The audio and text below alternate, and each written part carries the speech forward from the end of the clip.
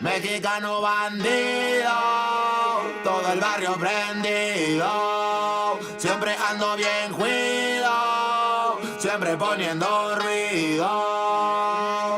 Mexicanos al grito de guerra, yo defiendo mi tierra, no me dejo de nadie, yo cuido a los míos, mi raza se aferra. Soy mexicano, esa es mi bandera, yo la levanto por donde quiera, verde, blanco, rojo hasta que muera, el barrio prendido ya quemó afuera. Soy mexicano, esa es mi bandera, yo la levanto por donde quiera, verde, blanco, rojo hasta que muera, el barrio prendido ya quemó afuera. Me voy tendido, me voy empinando mi bote, un poco mareado por la bebida y el borlote. Me tiene hasta la riata la gente con su mitote, pero me despreocupo, me pelan todo el garrote. Me para la chota, ya es por mi apariencia, que hay tanto delito, que hay tanta demencia. Yo no cargo nada, no más mi presencia. Pinche puerco joto, atente a las consecuencias.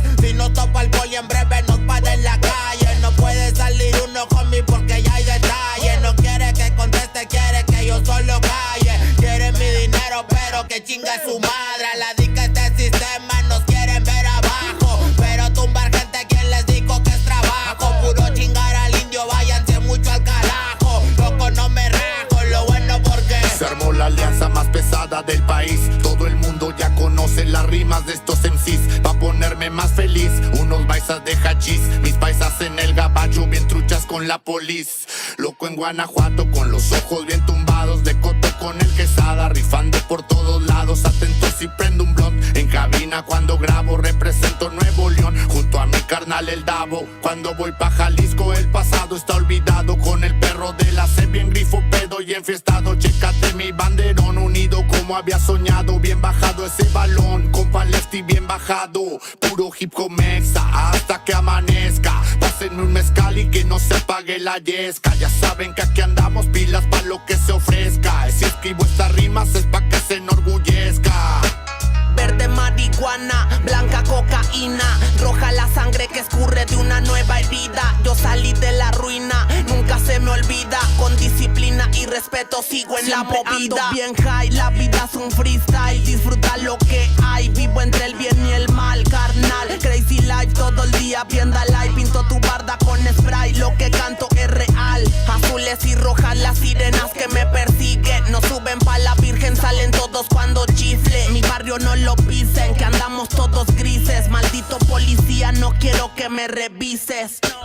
Prende la mota en Canala o en Hitter. Ando con mi flota y el dealer. Tenemos lo que se te ofrezca, tú nada más pide. Me dijo mi madre que de la envidia me cuide. Soy mexicano, esa es mi bandera. Yo la levanto por donde quiera. Verde, blanco, rojo hasta que muera. El barrio prendido ya quemó afuera. Soy mexicano, esa es mi bandera. Yo la levanto por donde quiera. Verde, blanco, rojo hasta que muera. El barrio prendido ya quemó afuera. Ya, ábranse cabrones, llegó el mexicano partiendo sin necesidad de palanca. Todos jugamos en la misma liga, yo soy titular, tú ves desde la banca. Disfruto cada cosa que me pasa, colaboro y mi carrera se levanta. El mismo cabrón que antes no tenía nada, se la pasa viajando y dice que canta. Por eso me caga enfermarme de la garganta. Pero aguanta, traigo mata natural y humo de planta. 2, 3 cabrones dando lata y yo haciendo más plata. De esto la vida se trata y pa' que sepas no es barata. MC Davo los desbarata con cada escalón que sube. Yo tuve la suerte de hacerme fama en YouTube. Hay 2, 3 raperos de antaño que me bajé de su nube. Los mandé pa' su casa y de premio hasta les pagué el Uber. Si alguien me tira es porque sabe bien que domino el negocio y quiere de mi parte. No quiero darlas de grande, pero si me tiras la neta me toca humillarte. Soy capitán, llevo el estandarte. Somos muy pocos los que hacemos arte. Este flow si es de Marte, tú dale like y comparte. México lindo y bandido, diario a Diosito le pido que me cuide a la familia si un día el cora ya no late. Estoy bendecido porque me cuidan los míos. Orgullosamente Mexa, estamos locos de remate. Jaque mate, no hable de volar si viene gateando. La cosa por la frontera se pone violenta, no importa el rango. Toda la raza jalándole duro, si hay algo seguro es la muerte en donde ando. El sudor y la sangre en la frente, los de alzada controlando. Se roban la atención, ya saben quiénes son. Vatos locos con sazón como el de un corridón. pelón. No quiera tomarme el pelo siendo todo pelón. Levantando la bandera, viva México, cabrón. Es el perrito de la C. La bandera con un águila, Simón, mi tierra es esta. Me vale si mi piel o si mi acento les molesta. Acá jalan horas extras, nunca duermen la siesta. Están los que van pa'l jale y los que la viven de fiesta. Otros que en el pintón se tatúan de corazón. 3 colores en el pecho, morirían por su nación. Aunque su puto gobierno los puso en la situación de no terminar la escuela y terminar en la prisión. ¡Viva México, ladrones! ¿Qué hubo, les presidente? Ya saben que por mí policías chinguen a 20. Y ahí están mis 20 pa' la cagua. Agua, que es tierra caliente de Chiapas hasta Chihuahua. Wow, wow, wow, yipi yo, yipi yucas. Buenas, Montegreen, Aguas, Tijuas y San Lucas. San Luis Potoyes, Mataulipas, La Puebluca. Dime si o no, loco, acá tienen lo que buscas.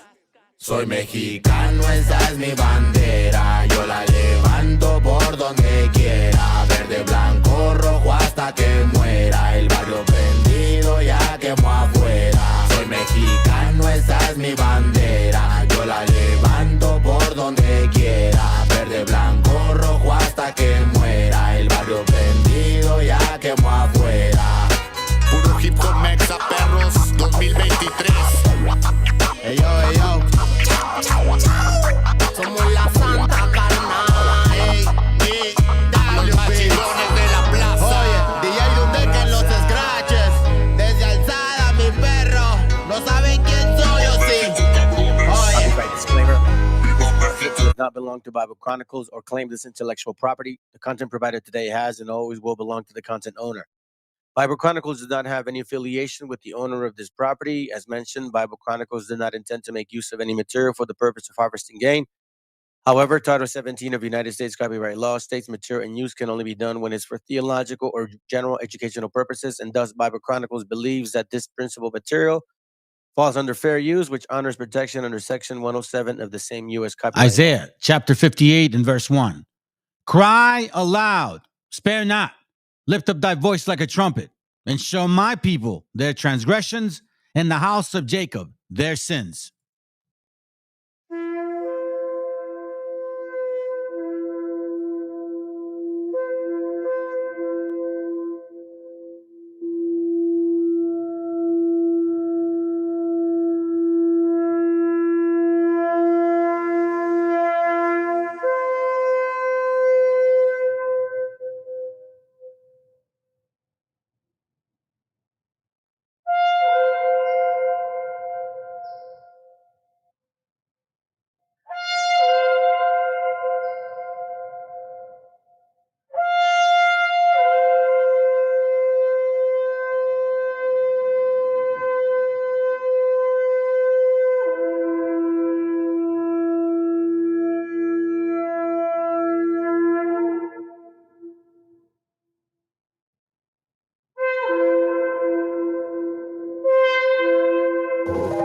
Mexico, figuratively speaking, would be eating cat food out of a can and living in a tent behind a... Anda viviendo tiempo extra y anda de mitotero. Viejillo chismoso, fufurufo argüendero. ¿A usted qué le importa lo que pasa en el planeta? Si le queda como una semana de vida, la neta. México se despertó, se puso buzo, caperuzo. No es el México de antes que permitía tanto abuso. Ya no hacen con nosotros lo que les dé la gana. Ya no son los tiempos de Antonio López de Santa Ana. El güey que vendió tanto territorio mexicano, donde hoy vive tanto ilegal latinoamericano. Por culpa de un vendido el territorio se ha perdido. Por eso otro vende patrias aquí no es bienvenido. Una cosa es ser socio comercial a nivel mundial y otra muy diferente que nos quieran tratar mal. Aquí es bienvenido de cualquier país algún turista, porque México es la riata y no soy nacionalista. Tan solo digo lo que es. Ya es muy tu pedo si la neta no lo ves.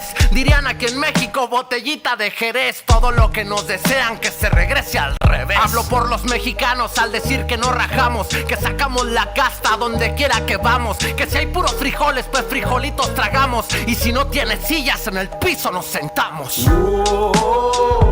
Mexicana es mi bandera.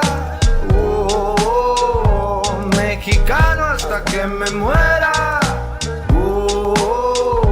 Mis colores y mi tierra. Mexicano al grito de guerra. Arriba el el tricolor, mi país es un amor, disfruta su sabor, de su tierra el olor, de su gente el calor, de su sangre el dolor, por su patria el furor, México es un amor. Que viva la raza de bronce y que viva toda mi gente mexicana. Acuérdense que un mexicano va a nacer donde se le pegue la gana. Deben de estar orgullosos de haber nacido aquí en la tierra del maíz. Y que chingue a su madre al que no quiera este país. México va para arriba, ya se dio cuenta el mundo. Vamos a ser primeros, ya no seremos segundos. Quieren invadir México, qué mal me huele. El litio al mexicano, carnal, y es lo que les duele. Acuérdense de mí, por favor, guarden la canción. En unos años México será una gran nación. Acuérdense de mí, por favor, guarden la canción. En unos años México será una gran nación. Mexicana es mi bandera. Mexicano hasta que me muera.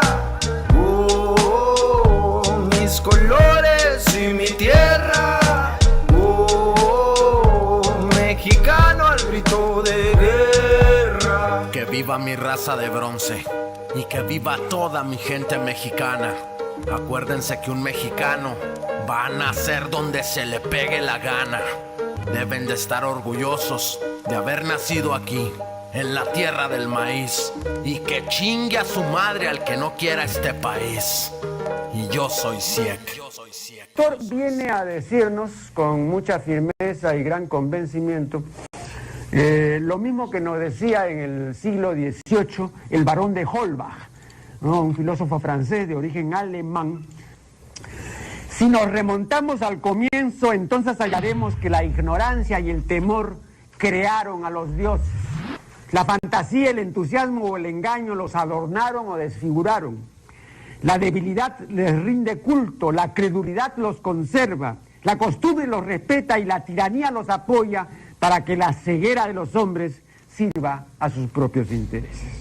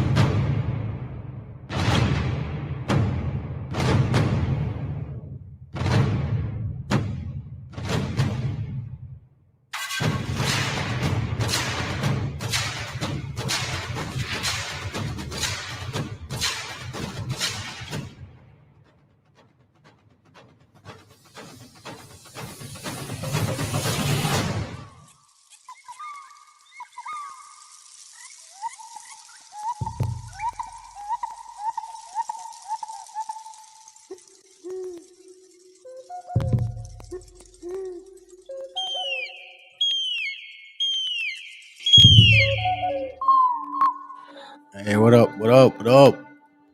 Yo! And there's no chase.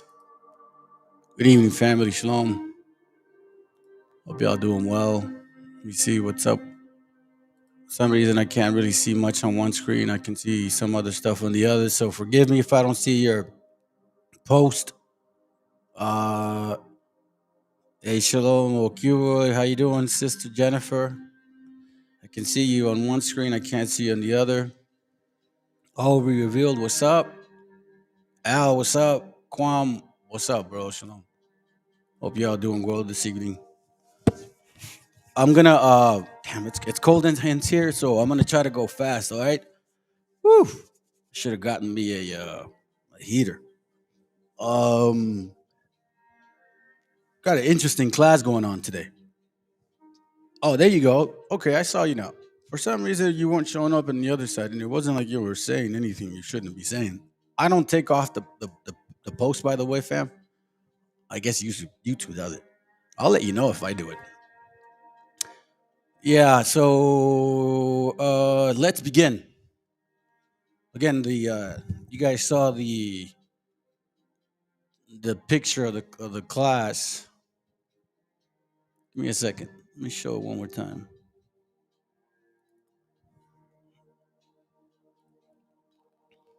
There's a reason for this.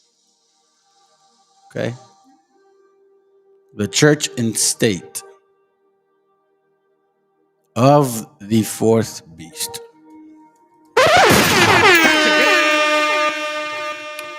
And that's right. I'm going to tell you something. This isn't a coincidence. Okay? And neither is this. Oh, my bad. I don't know what that came from. Okay, that was weird.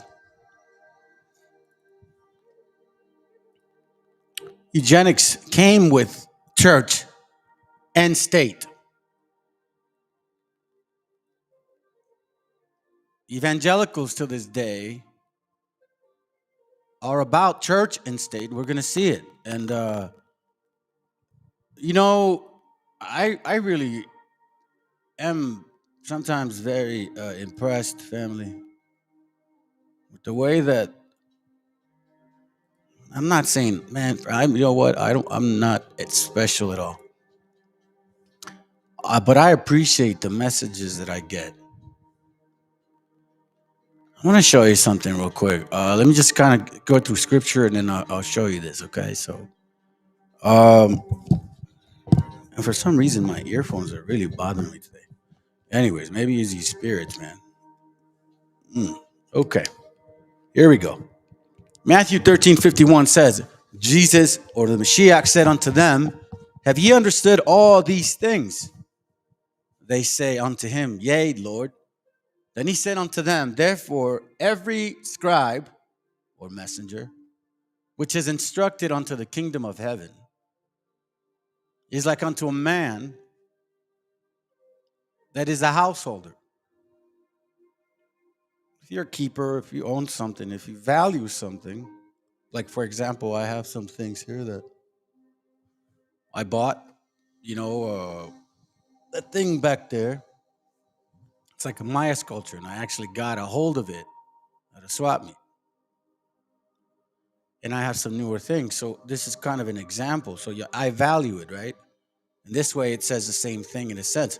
Heaven is like unto a man that is a householder, which bringeth forth out of his treasures things new and old. So it also applies in a spiritual sense. The things that you learn as you're in this walk or this understanding, you get to see, or if this is your so-called, let's say, lot, if you're instructed to get into the history, because I'm telling you, family, I liked history, but I wasn't into history like this until I was awoken, basically. That's all I could tell you. But it says, therefore, every scribe which is instructed unto the kingdom of heaven is like unto a man that is in householder, which bringeth forth out of his treasures things new and old. So because of my experience and things that I've also found out currently and also in the past, I was able to connect all of these experiences and things in the past. So now I'm able to show you guys some things now. And us that are supposedly doing these things, that are given that opportunity, we're supposed to also provide that for y'all. And maybe, just maybe, might be able to help you see a few things. I'm not saying I'm correct. All I'm saying is this is what I see, and I ask y'all to confirm it. As I said before, the show or the so-called class or the so-called show, because, we got some people that call it that, which I don't give a shit, to be honest with you, at this point. We called it the fourth beast, the church and state. So I'm going to show you a variety of things. There's one book that I want to point out, which I've showed before, but I have to show you these other particular pieces so you can kind of see what I'm talking about. So let's go to Daniel 7:7. All right, it says here real quick. And after this, here, let me go up this way. And after this, in the night vision, and behold, a fourth beast, dreadful and terrible, and strong exceedingly, and it had great iron teeth. Now, most of us, I think, at this point, we know who this is. This is so-called Babylon, okay? And it devoured and brake in pieces, and stamped the residue with the feet of it. And it was diverse from all the beasts that were before it, and it had 10 horns. So we're talking about now a kingdom, okay? A kingdom now. So now, Remember the concept of a kingdom, okay? Because it continues on this particular chapter, but I'm just gonna try to get to the point real quick. I got you, brother, real quick. Give me a second. Daniel 7:19. Then I would know the truth of the fourth beast, which was diverse from all the others. So this particular kingdom was not like the other kingdoms before, okay? There was something very interesting about this kingdom. Exceedingly dreadful, whose teeth were of iron and his nails of brass, which devoured and brake in pieces and stamped the residue with his feet. Now, I read a scripture before, I think it was yesterday or the other class, and I had read something similar. Now, what I understand of this is we're talking military armory, whose teeth were of iron, because if you think about the actual heavy missiles, I think that's what I was really trying to say last time, but I didn't see the iron part. I see the missiles made out of iron. These particular bombs are made out of iron, so to speak, not necessarily iron, but they're not made out of brass. Whereas the guns or bullets and bigger bullets made out of brass. And his nails of brass, which devoured and brake in pieces and stamped the residue with his feet. See the explosion, we drop a bomb from the sky. You could see it now in the wars that's going on over there in Israel. I guess they've been bombing everywhere, but you could just see how deep that bomb, that crater created, man. It was crazy. It says a lot about the power and the wickedness or the so-called witchcraft. Verse 23, thus he said, the fourth beast shall be the fourth kingdom upon the earth, which shall be diverse from all kingdoms, and shall devour the whole earth, and shall thread it down and break it in pieces. Now, you guys know about them being able to rule in the actual fourth part of the earth. Let me just kind of go here real quick. Revelation 4:7 mentions it again. And I'm trying to prove something here real quick. And the first beast was like a lion, the second beast like a calf, and the third beast had a face as a man, and the fourth beast was like a flying eagle, which, once again, if you look at Deuteronomy 28, it clearly tells you. I'm trying to look over my notes here real quick. It clearly tells you here who the eagle is. Deuteronomy 28, you read all through this specifically tells you in Deuteronomy 28:49. That's where it really just identifies it as concrete as it can. Habakkuk 1:8, Habakkuk talks about it as well. Jeremiah does too. Anyhow, let's go to chapter 7, verse 7. Revelation 6, verse 7. And when he had opened the fourth seal, I heard the voice of the fourth beast say, come and see. And I looked, and behold, a pale horse, and his name that sat on him was Death, and hell followed with him. And power was given unto them over the fourth part of the earth, to kill with the sword, and with hunger, and with death, and with the beast of the earth. Now, I can't recall the book that I brought out, but I did show you guys how this land is identified now as the fourth part of the earth. First, you had Africa, Europe, Asia, which were three parts.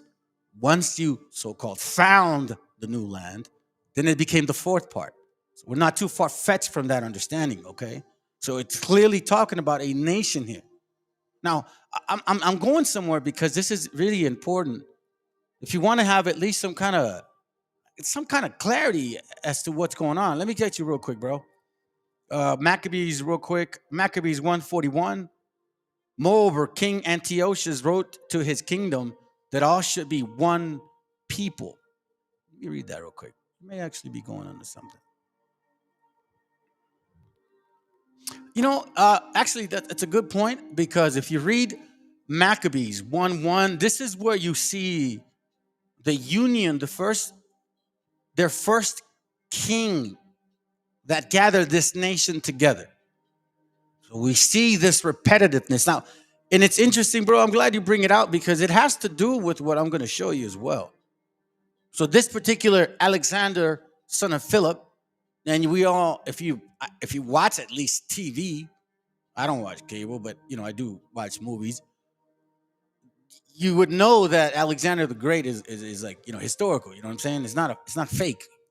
So in this chapter here, it talks about the wars and how he dies because he's doing the whole LGBTQ thing. He catches some shit or disease, I should say. Not saying that that's because, but that's what happened. But he does the LGBT thing. You know what I'm saying? I'm just being real. That's what he does. Anyway, so after him, he dies, and 4 kings come out of him. Those 4 captains that worked for him, and you actually see the names. So as you read this chapter, it's kind of breaking it down, right? But let me just read real quick to verse 41. I'm glad that you at least give us some history. Then it says here, I'll read verse 40. And as he had been her glory. Hold on, let me go back. It waste as much. 41. Moreover, King Antiochus or Antioch or Antiochus, or some other people say it, wrote to his whole kingdom that all should be one people, and everyone should leave his laws. So all the heathen agreed according to the commandments of the kings. And I kind of would like to bring this out maybe a little bit later too, because it has to do with this particular topic. I mean, isn't this what they're talking about? Aren't they supposedly demanding assimilation? Isn't that what they're saying? They're saying assimilation. You guys, you don't assimilate, so we don't want you beaners here. I mean, that's my from that. I don't know if you guys don't hear something different. I don't hear anything different. That's what I hear. That's exactly what I hear. So now let me kind of show you something here in regards to this kingdom here. These people that are in agreement. Okay. So I'm going to tell you something. I've said it before. Their gente, the ones that are suffering and dying and stuff like that, that's collateral damage, family. That's collateral damage, okay? I want you to understand that. Because their elite people don't give a hell about them. They don't. But you see, the difference with us and them is because we understand that, man. We come from that. We come from that knowledge that, hey, the government over there was bone drying people straight up. Now that, again, that's why, Matthew 13 talks about things of old and new. I was always curious about politics. I didn't get into it until now because our Father allowed me to kind of get interested in that in order for me to see what's going on currently, to bring some information back and forth. Oh, yeah. And you're going to see that it has to... Watch this. Let me actually continue, man. Let me hurry up. All right? Let me hurry up. Because that's... you guys are bringing good points. Hold on. Let's go. This leak is really Panama Papers on steroids. This is the Pandora Papers, because we think we're opening a box on a lot of things. We're looking at about 12 million documents from 14 different service providers. These are law firms, firms that set up secret offshore accounts for people in multiple jurisdictions. The British Virgin Islands, Belize, Samoa. These documents, for the very first time, is actually showing the US as a tax haven itself. We're talking about some of the most famous people in the world that are in these documents. Presidents, prime ministers, government ministers, the King of Jordan, a number of very high-profile Russian clients, people that are very close to Vladimir Putin. We're seeing them buying real estate. We're seeing them trading in shares using offshore companies. They're buying houses, cars, artworks. I guess it mostly demonstrates that the people that could end the secrecy of offshore, could end what's going on, are themselves benefiting from it, so there's no incentive for them to end it. We're not looking at a couple of $1 million here, we're looking at trillions of dollars. The financial centers of the world, like the US, Europe, leaders are able to funnel and siphon money away and hide it in these jurisdictions through the use of anonymous companies.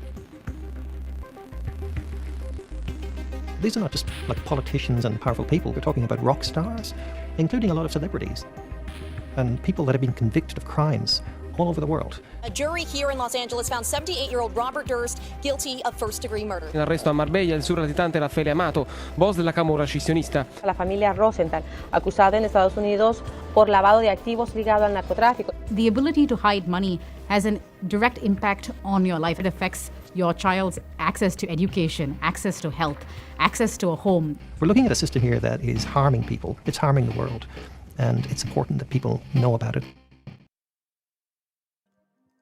I think you should know how the fourth beast conducts itself. You guys, and see, that's the thing. This nation that likes to use our name as piñata, you guys are finding out. You guys are finding out. Micah 5:12, and I will cut off witchcraft out of thy hand, and thou shalt have no more soothsayers. You see, all the mystery that used to kind of keep us blind is not as often, I guess you could say. It's losing power, maybe, for lack of better words. Verse 13, thy graven images also will I cut off.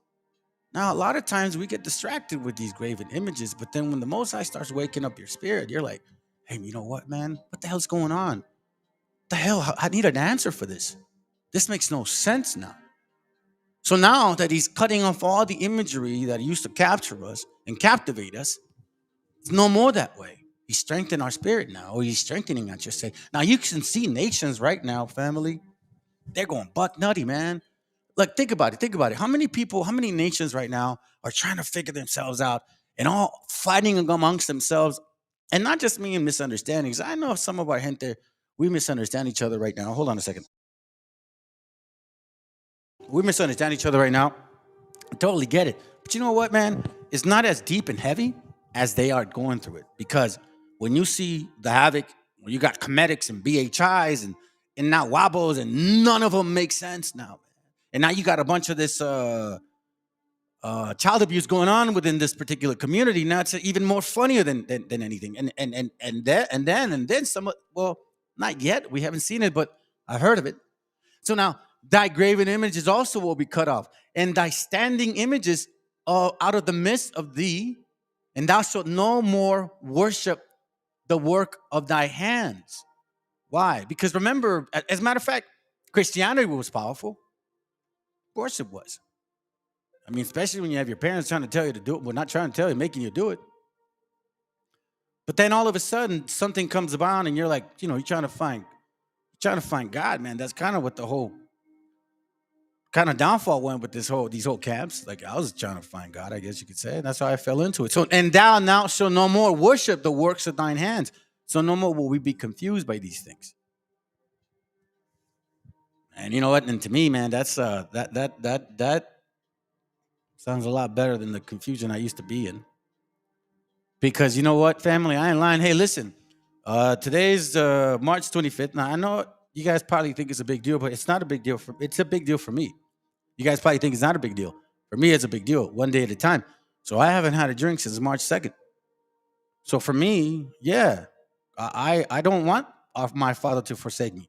Isaiah 2:6, therefore, thou hast forsaken thy people, the house of Jacob. I definitely don't want to be there anymore, but I want to make a point because, you see, this kingdom that we sit on right now, keep in mind, and let's not be cynical, family. Let's stop I don't know, man. Maybe that's what helps me out and shit with life, because I kind of see shit for what it is. All right, so let's just be real. None of us can really prove that we are the people of the book. Okay, we can't. We can only go by the spiritual calling. And some of us are really real about it, and some of us are fake, like, a lot of Christians are. Of course, we battle and we fall, but it's not like what you guys think. And if you don't understand it, then you don't understand, and you're a Christian. That's what it is. If you don't think you know what it means by keeping the laws, then you just don't know. Anyhow, that's my point being is, when you look at Christianity for what it is and where it came from, we're forgetting something. You see, this is why I guess you could say this channel evolved into particular things like this. Because what I wanted to do, I wanted to take the veil off the other veil. You know what I'm saying? Like the veil from the other veil. That's what I wanted to do. I knew from high school, whatever, El Gringo was the one that did what they did. They came from Europe, came over here and did that shit to our gente. That's what I knew. That's all I knew. But then I found out that that's not all. So I pulled the veil from the veil, right? It made more sense. So for me, when I started looking at Christianity, I said, wait a minute. Who the hell is this Nimrod mofo? Who's Nimrod? You guys think about that? Who was the first individualite who went against the Most High? Well, not the first, one of the first who went against the Most High and created his own religion. And what seed did he come out of? See, I thought about that. Isaiah 2:6, therefore thou hast forsaken thy people, the house of Jacob, because they have replenished from the east and are soothsayers like the Philistines. Not that button. I know I kind of overdo it with the buttons family, but I don't care. The Philistines, the soothsayers. The soothsayers. Now, you had said something like this. Sacrificing the babies. But where are they getting these ideas from? You know what I'm saying? All images and statues are idol. Yeah, that's right. You don't have to fall down literally to worship something. Whatever is closest to your heart is an idol if the creator isn't the only one who can see that. That's right. It's very, very true. That's why scriptures say you can be a hypocrite all you want, but our Father knows our intent. He knows in scripture say heart, but he knows our mind. He knows our soul, our spirit. He knows really what we're about. But anyways, going back to this real quick. Now, let me touch on these real quick. And the heart is the Most High. That's right. Yeah, that's why the Most High dwelleth within you. And now black only Israelites will push black Jesus extra hard. Of course. Genesis 1:1 or Genesis 11:1. Hold on to that. I'm gonna hold on to that. All right, hold on a second. Let me see this real quick. Hold on real quick. And that is correct. They're too greedy and self-righteous to be chosen. Oh, we're not even there. We're not even there yet. Check this out. Because they have replenished from the east. Now we know that this is the west. We understand that the east is over there. Who came from the east? We know they came from the east. And are soothsayers like the Philistines. Now, why is he calling them soothsayers? Why is he calling them soothsayers? I mean, he could have said, the wicked Philistines, the wicked like the Philistines. He didn't say the wicked like the Philistines. He said the soothsayers like the Philistines, which is why you guys now understand where this whole Druidism comes from, right? Okay. And they please themselves in the children of strangers. Damn. You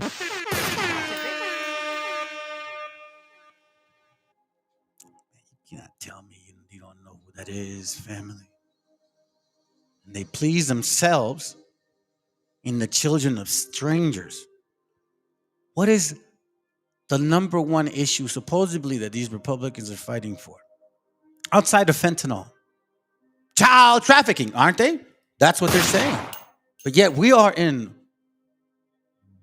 Babylon, and supposedly they are the ones that do not want these children that are from strangers. Apparently not. No. On contrary, mon frere, they want us to think otherwise. Nahum, chapter 3, verse 1. Woe to the bloody city. Now we know what that means. For all of those 80 million abortions that the brother just mentioned, on top of the hundreds of millions of our brothers and sisters who died initially, who have died through century, and who have still died. And I know that a lot of people like to say, oh my God, fentanyl. Oh, that's so horrible. Yeah, it is horrible, for God's sakes, man. Nobody wants to die, excuse me, that way. But you realize how many people are dying? You're going to see, I'm going to show you. You're going to see how many people are dying. Our gente in South and Central in Mexico, they're not dying of overdose from drugs. They're dying because people are demanding drugs to be sold here. So they have to produce it over there, so to speak, and transport it over here. That's why our gente is dying, not because of overdoses. We'll see. So again, woe to the bloody city, because this church and state owes a lot. I mean, how else can you go around and say, we love God, sanction these motherfuckers. We love God. I'm going to put alligators in the river. We loved children. Oh, I'm going to put barbed wires so they can cut themselves. Let me read it again. Woe to the bloody city. And that also includes the people. But technically, the city is the people before anything else is. So you guys better be careful. Be careful. But again, I don't even think you will be perpetually hateful. And that's just the way things are. It is all full of lies and robbery. And the prey departeth not. You see? Clearly, we see, once again, church and state. That's how you hide between lies. Okay, for example, how can you, well, I'm not even going to go there because it's not my topic, because then I'll go long-winded. So let me stick to this. It is all full of lies and robbery. We know that no matter how judicially correct this country is, and unfortunately, you will still get cut up if you don't get protected by a decent attorney. If you're, let's say, if you're criminally charged and you're not guilty, you got to prove that you're not guilty, and you got to prove it with your own money. If you can't afford your own money, you got to go to them. That's technically the defendant. You know what I'm saying? It's been a long time since I've been there. Thank God. Anyways, so let me continue. You can get caught in lies and robbery at the same time, and the prey departeth not. The noise of a whip, and the noise of a rattling of the wheels, and the prancing horses of the jumping chariots. This is talking about the actual country itself, right?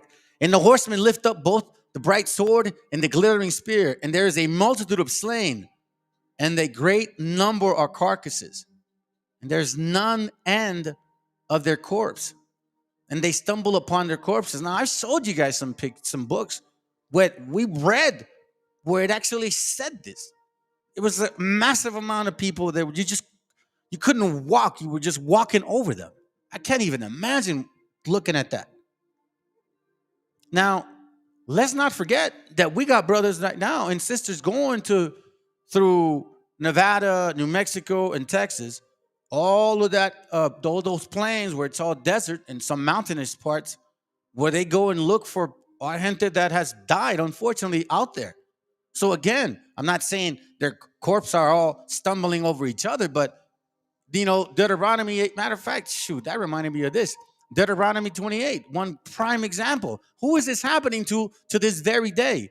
Check this out. Deuteronomy 28:26, and thy carcasses shall be meat unto all the fowls of the air, and unto the beasts of the earth, and no man shall fray them away. When our brothers and sisters die out there in the actual desert, they're not caving themselves in a hole. Nobody's, oh, my poor brother, let me bury him. They leave him out there to die. I saw a video where they found the bones, bro. They were praying for the brother right there. Or sister, I don't know what it was.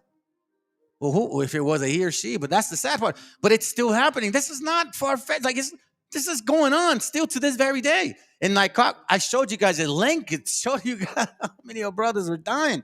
And thy carcasses shall be meat unto all the fowls of the air, and unto the beasts of the earth. What do you think eats the body? You got vultures. You have coyotes. Come on, man. And no man shall fray them away. Of course not. They find skeletons now. Woe to the bloody city. That's what I say. Well deserved. And if I have to pay, then I have to pay myself. The horsemen, Nahum 3:3. And as a matter of fact, let me go to Nahum 3:4. Because of the multitude of the whoredoms of the well-favored harlot. Yeah, and this goes to show for all of you that so-called you are godly, and you know that a lot of these people, a lot of our brothers and sisters, they're just trying to have a better life, Like the video that I showed you guys where the young man drowned with his daughter. She was 9. No, I'm sorry, 3 years old. And she was holding onto his back, bro. For real. Because of the multitude of the whoredoms of your well-favored harlots, you don't see the pain that these brothers and sisters may be going through, bro. They don't give a shit, man. Nah. The mistress of witchcraft, as long as it favors you, as long as you believe in your God and your God is giving you that prosperity, it's not God or prosperity. It's called witchcraft. That's why Job 9:24 says, the earth is given to the hand of the wicked, that selleth nations through whoredoms.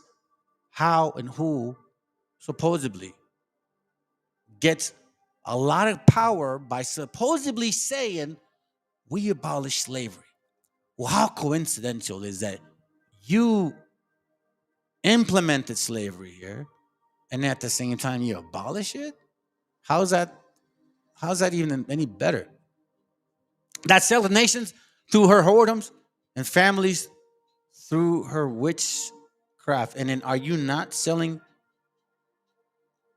separating families at the border? And this witchcraft causing media to tell them that they're breaking the law? Hey, they're breaking the law. It don't matter if they're families.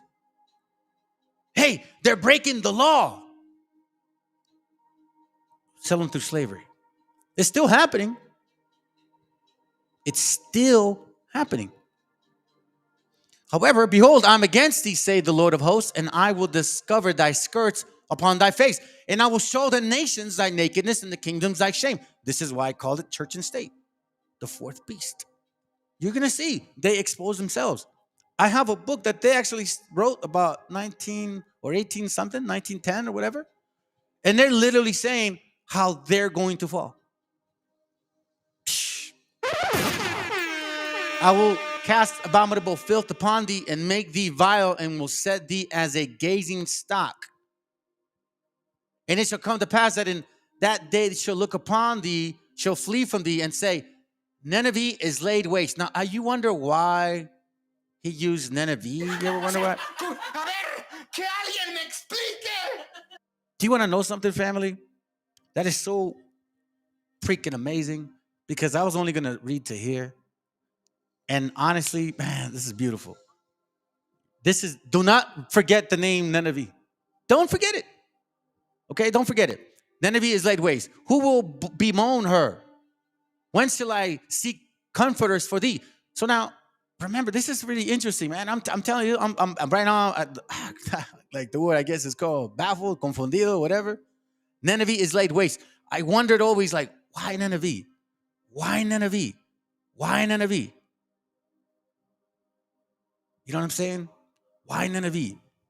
So let's continue, and I'm going to show you. Because the question is, who built Nineveh? Right?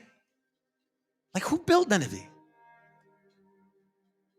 Think about that, man. Like, well, let's continue on this, and I'm going to show you something real quick. So, we obviously know about the fourth beast. I just kind of want to remind you regarding Daniel, what he sees in the fourth beast, right? These verses, I just kind of skim through real quick. Daniel 7:3. In the fourth beast, in the four great beasts came up from the sea, diverse one from the other. So again, he's confirming that one was given. Verse 5. And behold, another beast, a second like a bear, and it raised up itself on one side, and it had 3 ribs, and the mouth of it between the teeth of it. And they said thus unto it, arise, devour much flesh. All right, so now he's talking about the leopard, Greece. So now he goes into the fourth beast. Verse 7, it says here, after this I saw a night vision, and behold, a fourth beast, dreadful and terrible, strong exceedingly. So we had read this. We had read this, okay? I don't want to confuse y'all with, why am I reading this again? The question is this. This fourth beast, right? That's going to be dreadful and terrible. That was going to be diverse in colors. What was going to happen to this great beast?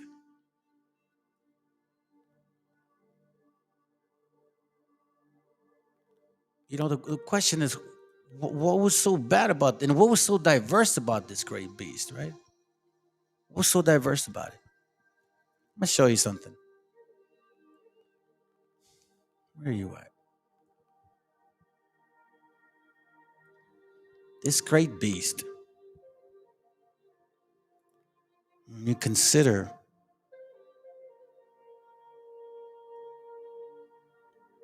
this great beast,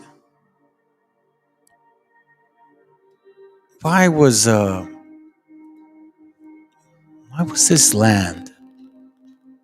Because our Father considered Israel certain land favorable to him. So why is he after this nation or this kingdom? Right? What's the point? Wisdom of Solomon 12:3. For it was thy will to destroy by the hands of our fathers both those old inhabitants of thy holy land. You see, holy land. Okay? Holy land now separate to him. So here we see that he kicks these people out. I'm sorry, for it was thy will to destroy by the hands of our fathers both those of old inhabitants of thy holy land. So it was our fathers who he used, right? Whom thou hated for doing most odious works of witchcraft. We see that word again. In wicked sacrifices. Why then Daniel talks about the fourth beast and talks about the wickedness of the fourth beast? Why Revelation mentions that as well? So now, these wicked people, Most High didn't like them. Because why? Because of their witchcraft and wicked sacrifices. And also those merciless murderers of children. And devourers of men's flesh and the feast of blood. Now, you know what the Most High talked about that, man. And with their priest out of the midst of their idolatrous crew and with their priests. Now, we can go the doctrines regarding Christianity, Catholicism, whatever it may be. Quite frankly, I told you guys, it all comes down to Druids. We're back to Druidism again, all over again. And we're going to show you. I'm going to show you right now. With their priests out of the midst of their idolatrous crew and the parents that killed with their own hands souls destitute of help. So now, if you think about this right here, right? Who was doing this? Who was doing this, family? You see, this fourth beast has a lot to do with these people here. You know, here's where I got, okay, I'll tell you what. This brother right here got me thinking of this. Oh, what? They took his video up? Oh, no, here it goes. This brother right here got me thinking of this, okay? So I want to show you something. Very interesting. I don't know if you guys know him, but he does TikTok videos, right? I chatted with the brother every now and then. But check this out, okay? So he got me thinking about this topic. Because, you know, I brought some stuff out. And then I'm like, wait a minute, man. He got my mind thinking about it. So let's pay attention to what he's saying. I'm gonna speed it up because it's 6 minutes. I may skip some things, but let's listen in because he got me thinking about this. I'm gonna show you some books because I really want to point out I'm not gonna say so-called prophecy, but no. I found this very interesting that it's repetitively and like kind of Ecclesiastes says, you know, nothing new under the sun, right? So anyways, let's listen to this, and then I'm going to show you something real quick. Let's go. I do not own the rights. I'm not using this for monetary gain. This is public information, right? Now, people, pay attention, right? Pay attention to what I'm telling you, right? So these Druids, these Masons, these Jesuits, Phoenicians, right? These Phoenicians back in the day created a science. When they fell off. Listen to what he says. It's about him. He says these Phoenicians. I wish I could turn it up louder. I can't. But he says these Phoenicians. Okay, so just remember Nineveh. Remember Phoenicians. Remember Nimrod. Remember, you know what I'm saying? Like, remember Wisdom of Solomon. Who was he kicking out? Like, and you're like, how do they got to do with the fourth beast? Oh, yes, they do. Yes, they do. Let's go. Right? Now, people, pay attention, right? Pay attention to what I'm telling you, right? So these Druids, these Masons, these Jesuits, Phoenicians, right? These Phoenicians back in the day created a science. When they fell off, somebody else took over that science. The Jesuit, the Catholics, right? They ran with it. Now they control everything, the fatness of the earth. But it was somebody's design plan to rule, right? To rule, to be above everybody else. This is why they say, we're the first. Pay attention. How can it happen by chance? Well, this was part of the divine plan that this will come about. The Lord been had a plan for a new world order. That right there. So now we've heard of New World Order. I've heard it before. You guys know that. You guys already know that. But these books that I've been showing you guys, I remember reading part of that. I remember seeing that word, but it didn't. It was New World, and then I saw New Order, separate from New World. And I'm going to show you in some material. But let's continue. Let's continue. He's got, and again, hey, listen. I may agree or disagree with some of the stuff that he's sharing, but you guys, again, filter what I'm sharing with y'all. Hopefully, I've always said it before, and I will say it again. You need to be well-rooted here first. You need to be well-rooted with the scrolls before you go any deep. All right, just saying. Let's go. One world, new world order. That was the Moorish plan originally.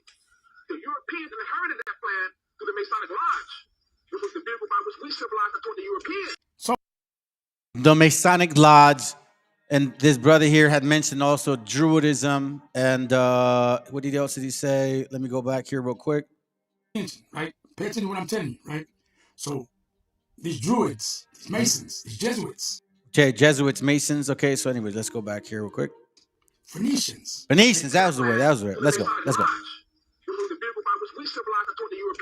So they civilized the Europeans, right? So they ruled Europe at one time, right? They were the rulers of Europe, the Canaanite, right? The Canaanite, they ruled Europe. So, and actually that's a good point.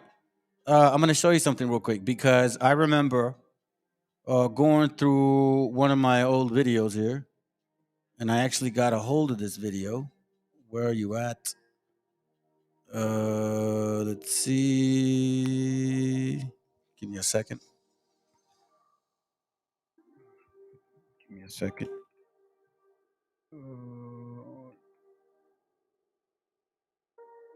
Okay, here we go.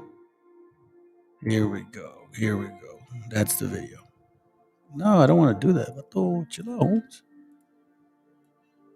It's called, let me see. Give me a second.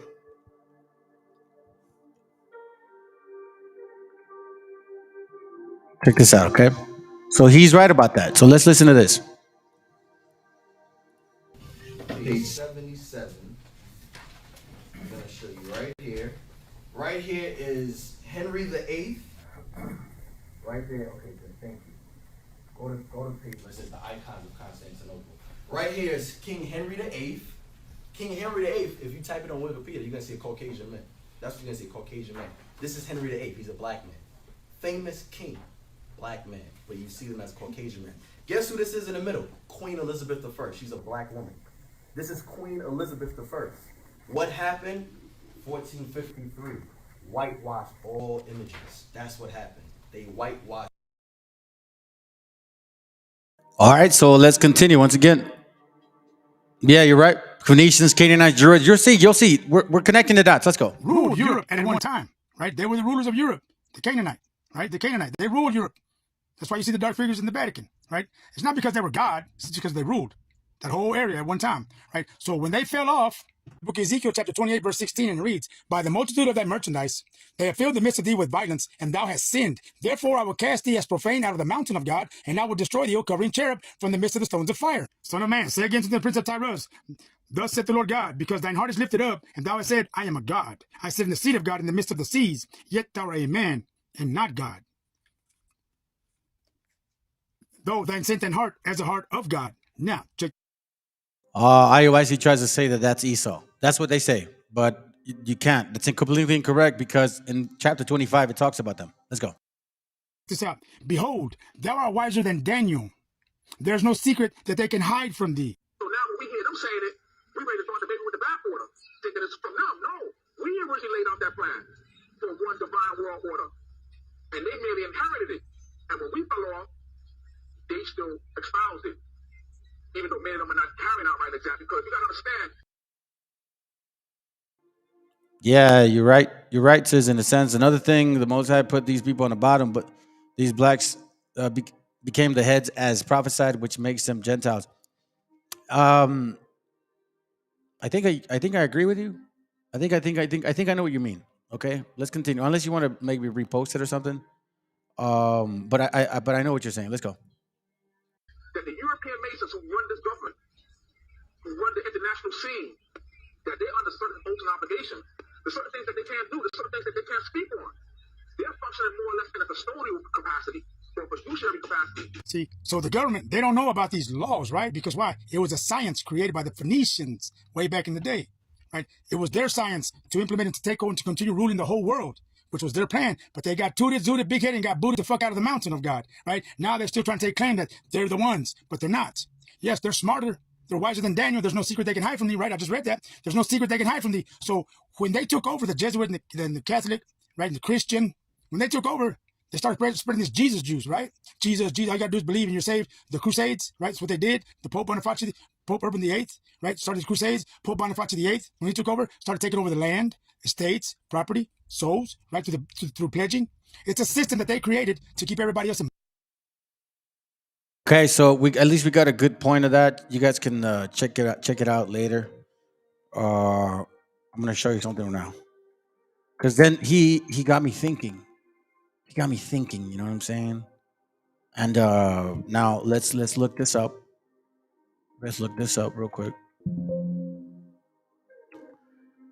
Genesis 10:6. And the sons of Ham, Cush and Mizraim, and Put, and Canaan.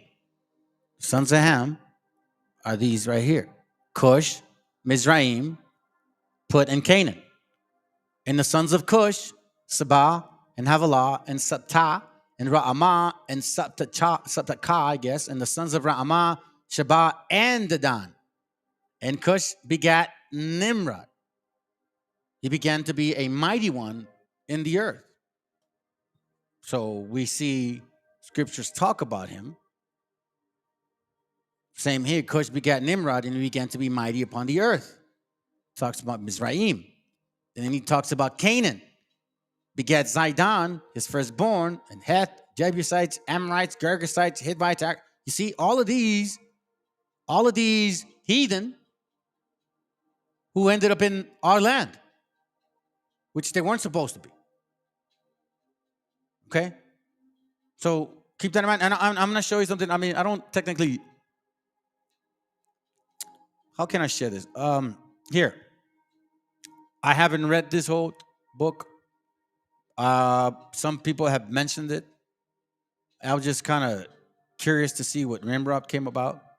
So this is what I found. I guess in Jasher, he's also mentioned. But look what it says here. That I never read it before. So this is the book of Jasher. Again, I was just curious, so I did a little prophet Google on my app here. Looked up Nimrod, just to see what it would show outside of the old or new, or even Apocrypha. And I found this one to be very interesting. So let's read it, okay? Check this out. It says, Jasher 9:21, and all the princes of Nimrod and his great men took counsel together, Put, Mizraim, Cush, and Canaan with their families. Now, that would make sense. You know what I mean? Their family, right? Nimrod is a praised king at this time. And they said to each other, come, let us build ourselves a city, and in it a strong tower, and its top reaching heaven. And we will make ourselves famed, so that we may reign upon the whole world, in order that the evil of our enemies may cease from us, that we may reign mightily over them, and that we may not become scattered over the earth on account of their wars. Now, the question is this: scattered. Scattered. That is, to me, very interesting that it said scattered. But again, I'm just showing you what I pulled out of this Jasher book, right? To me, it seemed real strange that, and not too far-fetched, that Nimrod would have put Mizraim, Cush, and Canaan working together. And this is a spirit that we see right now. Aren't they not claiming fame? So don't they want to reign? Isn't this what that guy said in the video? Oh, new world order upon the whole world. In order, coincidentally enough, the world in order is together here, only between in separately, that the evil of our enemies may cease from us, that we may reign mightily over them, and that we may not become scattered over the earth. Now, again, I'm just, I'm saying, like, I just thought Nimrod, I'm like, man, it's crazy that even Jasher has it, and I didn't even know about Jasher like that. So check it. Jasher 8:34. And the Lord was with Terah in his matter, that Nimrod might not cause Abraham's death. And the king took the child from Terah, and with all his might he dashed his head to the ground. For he thought it had been Abraham. Remember Psalms 137? That dashed the children's head. Remember how they did that here when they came? Look at the spirit of these people. I just found it so interesting, which is why I'm showing you. You know what I'm saying? Like, I just found it so interesting. Again, I haven't read this whole book on Jasher. I like I told you, I Googled it because I have the app, and I go, how many times could I find Nimrod in there? So I brought this up, and I'm showing you guys what I read. Again, I told you that foundation, old, apocrypha, and new. You better really be real thorough with that one. All right. So, anyways, for he thought it had been Abraham, and it was concealed from him that day, and it was forgotten by the king, as it was the will of providence not to suffer Abraham's death. So now this is the interesting part. These BHIs, right? They don't ever talk about Abraham, do they? They don't ever talk about Abraham. They don't want to know about Abraham, do they? No, they don't. They don't. So I just find it very interesting. Anyhow, let me give you a little history. Okay. So this is the book I have regarding the Phoenician. Here, I'll show you. Let me see. Let me get my phone. Where's my phone at? Hold on a second. Where you at? All right, so let me show you the name real quick. I'm going to show you something real quick. I don't have my phone here. All right, it's called Phoenician Ireland. Doctor Joaquimo Lurantillo Villanueva, 1833. Okay. Let me go to page 211. I'm trying to show you something real quick.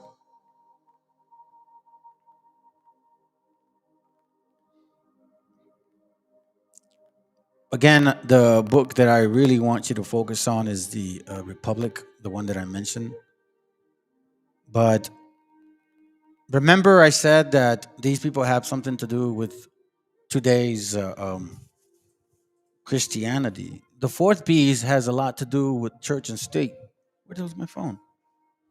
Remember, the fourth piece has a lot to do with church and state. Okay? So now, consider this. This is on page 211. Watch what it reads. Okay? They come nearer to the truth who think the name to be connected with superstition and derive from the worship which they paid their gods. For Baal, in the language of the Celts, the Germans, and all the northern nations, stood for Sol or Apollo, and the sun, and was indiscriminately called Baal, Baal, and Sol, intimating his dominion as the Lord of the world. This they received from the Phoenicians, the authors of such superstitions or superstition, who in the infamy of their false zeal scrupled not to offer human sacrifice to their Baal, though he afterwards condescended to acquaint in the substitution of brute immolation. So here we see the name Baal. Now, La Baal Teen, that is the day of fire, Baal. So now, when you look at this name, Baal Ain, or Bliadain, or Hain, meaning literally the circle of Baal, or Biel. That is the period of the sun's annual revolution. So we see now also it's all which terms they borrow from the rites and religious ordinances of the Phoenicians. From there, Baal too, which signifies power and wisdom. So why am I reading this name? Because it's connected to Phoenicians. But you're going to find out that Baal is kind of deeper than what we thought. Okay. Moreover, we refer to the worship paid by those tribes of the soul of Baal. Now, I remember somewhere I heard, I don't know, at least from what I remember hearing, that back in the day, people were of mighty power became worshipped. Then they wanted to become worshipped. Then all of a sudden, from becoming kings, they became gods. So we see now that this particular God was at once a human. You're going to see. So it says here, for in the Phoenician tongue, here, let me go ahead and skip that. We're just kind of seeing these names start kind of moving around a little bit. Let me show you this real quick. I hope I can get this to the point because I thought I had my phone here. Give me a second. I need to find my phone. Hold on.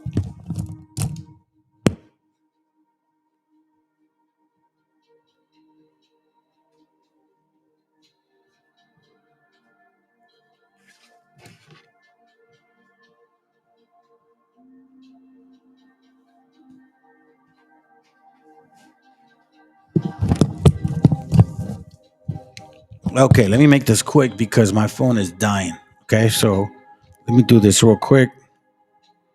On this particular part, we're going to go to page. Hold on a second. To 11, to 12, to 13, 14, 16. So here we see now a mentioning of these names, Phoenicians, and it's kind of here. I'll read this 2:15. It says, in the poetical histories of the Druids, we have it upon records that this island was inhabited by the Milik Sleoth Fini and the Milik Spain, which first names have been interpreted to us by later times as equivalent to Milesius the Phoenician. So this is not a kind of far-fetched to just follow here. The learned of our days, however, think that Millet is a perverted abbreviation for M. Baal-led, meaning the worshiper of Baal, and figuratively the noble Druid. Fini, too, they say means wise. So was Millet Fini to them, the wise Druid, which represents the wise and noble Druids. And Millet Sleoch Fini, a wise and generous offspring. So, it's interesting that we see a lot of relation of Phoenician and Druids, and now we're finding this name out, Militana. Here's why it's important really to understand history before you go on and assume, certain theories, right? Check this out. This is on page 216, second paragraph. But in being an acknowledged fact that the Millet or Miletians, whichever you choose to call them, were a Phoenician race who put in this country from the coast of Spain. I, for one, who derived from the name, not from Milesius, king of Spain, who has no existence of the record of that kingdom, other than the fictions of the poets invest him with, but from someone of the Phoenicians who had sailed over into Spain from Miletum, which was one of their very earliest colonies. Pay attention. The Phoenicians we know, page 17, after their taking possession of Miletum, decimated themselves in tribes in every direction. Okay, follow here. Pay attention. These are the Milesians who persuaded the Thessalonians from Caesarea. So you guys know the Thessalonians regarding the New Testament, okay? And who took up residence in the first instance in the coast of Anatolia. Watch this. Now, we hear the name Miletum, okay? So before we lose our minds over so many pronunciations, I don't want to lose you guys. So I'm just going to skip a little bit here. And I'm going to show you something now. So we see the name continuing going on. It varies here and there. Milesian, Millet, But you see that there's a origin to it, okay? All right. But the name of the city of Miletum itself would appear to have been given it by the Phoenicians. From Milet, to escape or to be liberated, which accords with the history of the first tribes of the Canaanites. That's why you got to pay attention what you're talking about. Because in that case, if I'm saying if they just came out of Spain, then that means there are people too. That's what I'm saying. Be mindful. Which accords with the history of the first tribe, the Canaanites, who fled before the face of Joshua, the Israelite. Man, I love it. Thank you. Hold on, do it again. That's right. We should absorb also that Miletum, watch this, gets even more interesting. That Miletum was otherwise called Anactoria from Anak. You know who those are? A descendant of Anak. You know those big ass people? Of whom many of the Phoenicians used to boast as the founders of their families. So now we understand and have another connection. Phoenicians, Druids. Now you know maybe why those stone hedges were able to be uplifted. It said it needed massive individuals to do that.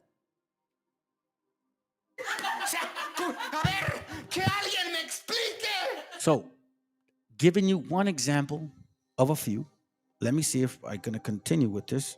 239. Hold on. 219. Hold on a second. 220.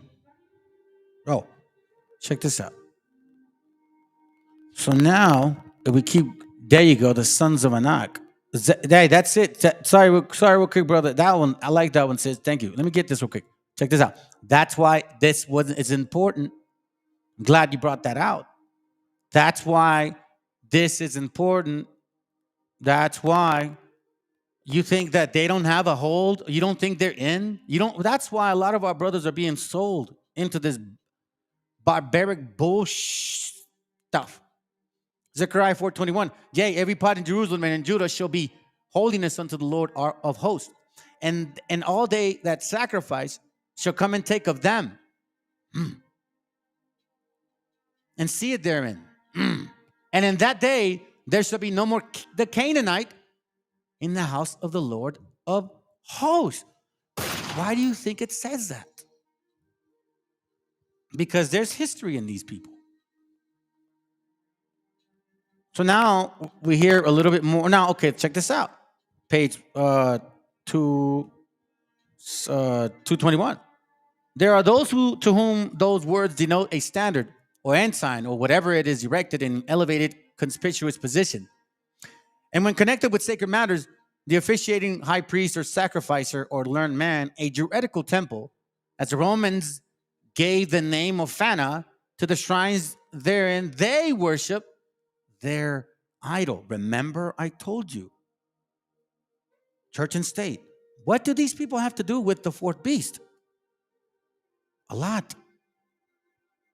A lot. Because now they become their idols, right? They, however, come near to the truth who conceive that by these words is indicated some one of the ancient colonies of the Phoenicians. Once again, Phoenicians, now we see Rome, we see Druids, and I've said it before. As a matter of fact, I'm going to show you one of these books, how Druids and Christianity have so much in common. So much in common, unbelievably, so much in common. Practically the same thing. They, however, come near to the truth who conceive that by these words is indicated that some one of the ancient colonies of Phoenicians who settled in Ira. For it is admitted and established opinion that the Phoenician name was invented by the Greek in imitation of the Hebrew form of expression, Pheni Anak, that is, sons of Anak, or Anaseans. Anak, as we have said, was a giant. Oh, dear. Who's a giant right now, family? Look around here in our society and you tell me who the giants are.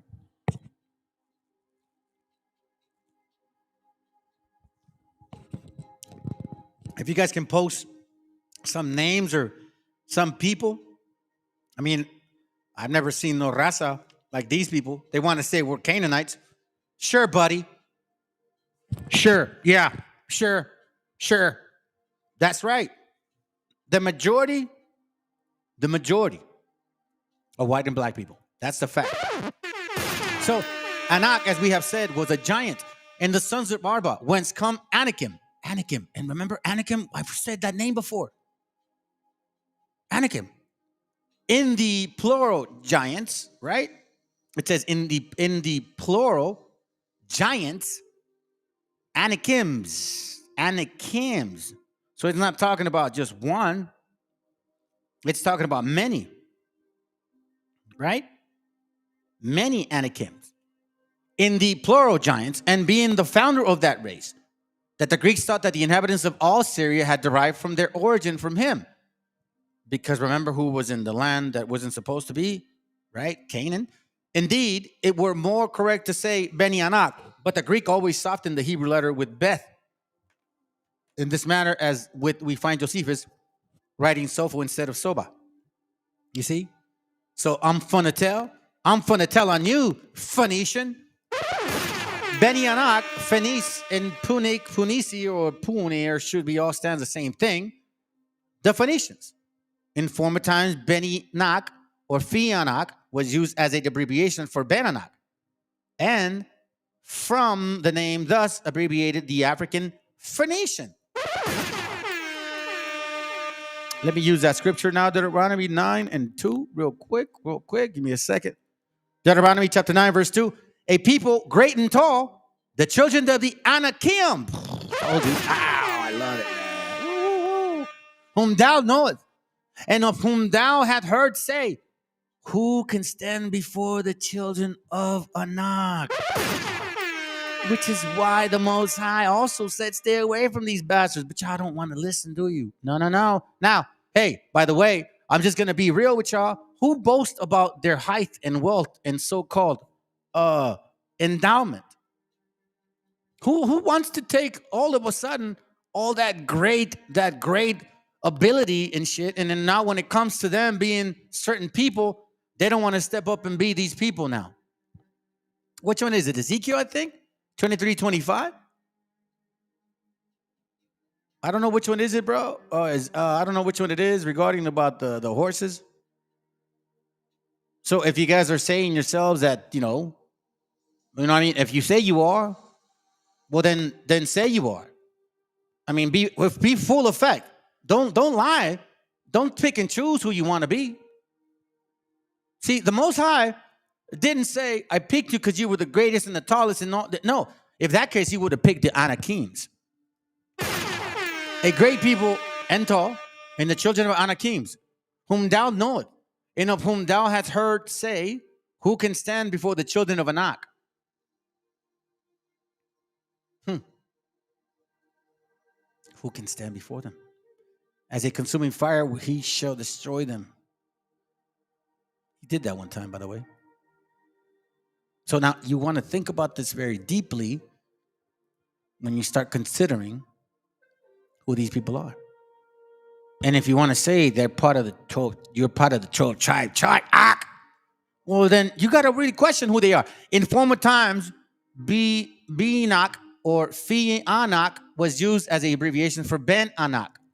And from the name thus abbreviated, the African Phoenicians were called Poini, and those Iberia Fini, retaining either the case, the only member of the name, Fini Anak. But that Phoenician affected the name of the Beni Anak and the sons of Eniceans and would have themselves so designated, yada, yada, yada. Carthage, there we go again, the city. I'm sorry, you may infer from the fact of their calling the city of Carthage, built by them. I'm not saying as they are. It appears that like some of the rest of the pagan Africans, they worship a being who, according to their imagination, can neither do them no any good nor evil. And which still more remarkable, they worship another being inferior to this, whom they believe can do them much injury unless his anger is appeased. This being they imagine frequently appears to them under the most tremendous form, somewhat resembling the ancient satire of the Greeks. And when they ask how they can believe in such absurdities, so inconsistent with the divine attributes, the answer is to the following import. We follow the traditions of our ancestors who, first parents, have sinned against the grand captain, They fell into such a neglected of worship that they knew nothing of him, nor how they make their address to him. This may serve to show that however ignorant may be in their other respects, yet in this dark tradition, they have some faint notion of a fall of a man, which indeed is acknowledged by all the world, except some letters learned men among them. Okay? So here, and last part. Check this out. In amongst the Canaanites, no family could compete with these either in personal valor or in collateral influence of a splendid name. They were superhuman in strength and so gigantic in stature that compared to them, the Israelites appeared as many locusts. So who goes around and says they're the fastest, strongest, biggest, quickest? I don't think it's not saying that. It's not us saying that at all. Ezekiel 23:20. Let me see that. Let me see Ezekiel 23:20. Ezekiel 23:20. It says, here it goes right here. Check this out. Verse 19. Yet she multiplied her whoredoms and calling to remembrance the days of her youth, when she played the harlot in the land of Egypt. So we understand what Egypt is, different ways. Some people say bondage because it can be used. But obviously Egypt, and remember the scriptures talk about Egypt consistently, and Egypt is Babylon, blah, blah, blah, blah, blah, blah. Anyways, but check this out. Remember who goes around saying, oh, yeah, you know what I'm saying? Yeah. Who is boastful about their so-called quote-unquote endowment? What nation of people? So let's read. So you want to say you're the biggest, baddest, strongest, whatever. You're the tallest, meanest, quickest. Okay, cool. Then own this shit too. Ezekiel 23:20. For she dotted upon their paramours, whose flesh is as the flesh of asses, and whose issues are like the issues of horses. Let me read that again, and I'm going to clarify it for y'all. If you got some kids in there, you better get them out of here. It says, she was filled with the lust for oversexed men who had all the lustfulness of donkeys or stallions. You're like, what? Yeah, it does say that in the Bible. For she dotted, let me give you this one. Which one's easier to read? She eagerly wanted to go to bed with the Egyptian men who were famous for their sexual powers. Don't you boast about that? Don't you boast about that? That's what you boast about. I mean, shit, I remember one Tuesday, Nate the Snake did a class on Shout Out Tuesday, and he showed like literally a pornographic picture, boasting about how supposedly the quote unquote Israelite men were chosen for that reason, quote unquote. So you want to own it, then own it. Because you know what I'm saying? You can't pick and choose. You say what you want me to tell you? I just call it for what it is. I got no insecurities whatsoever. So that's why I have no problem bringing this out. Ezekiel 7:24. For this reason, I will send the worst of the nations, and they will take their houses for themselves, and I will make the pride of their strength come to an end, and their holy places will be made unclean. The day of the wrath of the Lord. It is basically being unclean. And remember, if you want to say you're so great, look, again, I go back to my point. Who is this Nimrod bastard? And what does he have to do with today's society? And why they're saying they're so proud of their African connection. Aren't that Kemetic people talking about that? But they want to forget. Remember the word Nineveh? Remember the word Nineveh? So now we see Nineveh.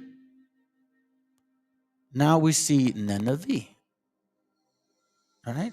We see Nineveh. Now we see Ninus. We see Madonna. So there are a couple things going on right here. I want to show you something. Check this out. On page 25. Oh, by the way, sorry. This is from the book where you guys know it. The two Babylons, or the papal worship, proved to be the worship of Nimrod and his wife.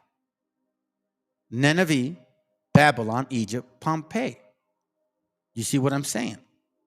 So again, church and state. I haven't lied. Church and state. Are we not back into the ways of Nimrod, of Babylon? Are we not back into those ways? Of course we are.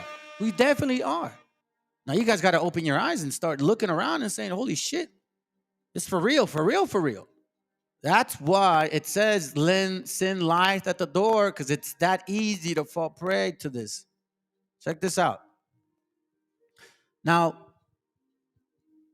it says, now assuming that Ninus is Nimrod, the way in which that assumption explains that it's otherwise inexplicable in the statements of ancient history greatly confirms the truth of that assumption itself. Ninus is said to have been the son of Belus, or Bel. Remember that? Bel. And Bel is said to have been the founder of Babylon. Okay. If Ninus was in reality the first king of Babylon, how could Belus or Bel, his father, you see what I mean? Like, hold on, wait, hold on. Wait, hold on a second. Hold on. Yeah, right. So don't let that slip you by. If Ninus was in reality the first king of Babylon, how could Belus or Bel, his father, you mean the father of Ninus, be said to be the founder of it? How could Belus or father be said? I mean, like what? Hold on. Both might very well be, as will appear, if we consider who was Bel and what we can trace of his doing. If Ninus was Nimrod, who was the historical Bel? He must have been Cush, for Cush begot Nimrod.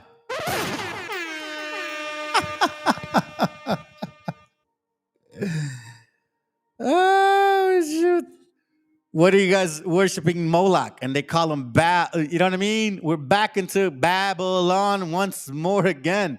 And by the way, family, I'm sorry if I'm not like paying attention to you guys that much. I'm just trying to get a lot done. So, forgive me, okay? But I hear you. I see you. Now, let's continue. Again, this is crazy. If Ninus was in reality the first king of Babylon, how could Belus or Bel, his father, be said to be founder of it? Both might very well be, as it will appear if we consider who was Bel and that we can trace of his doing.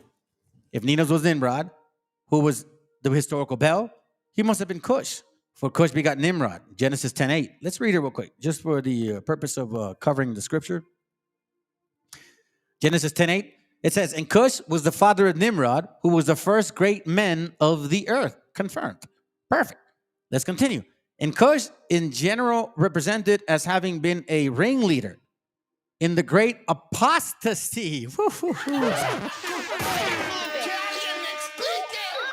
In the great apostasy, man. What do you mean, the great apostasy? But again, Cush, as the son of Ham, was Hermes, or Mercury. For Hermes is just an Egyptian synonym for the sons of Ham. Oh my God. Now Hermes was great original prophet, idolatry, for you see what I'm saying? Chaldee is synonymous with Ham, Cam, supposedly. Cam, Ham, all of that stuff, right? To me, I find this very interesting. It says here, check this out. Mercury then, or Hermes, or Cush, the son of Ham, was a divider of the speechless of men. The divider of the speechless of men. And it says here, he, it would seem, had been the ringleader in the scheme of building the great city in the Tower of Babel. And as well-known title of Hermes, the interpreter of the gods. Now we know that the emerald tablets, you guys ever heard of that? That's why you need to be mindful what you read too, if your spirit is not rooted. So check this out.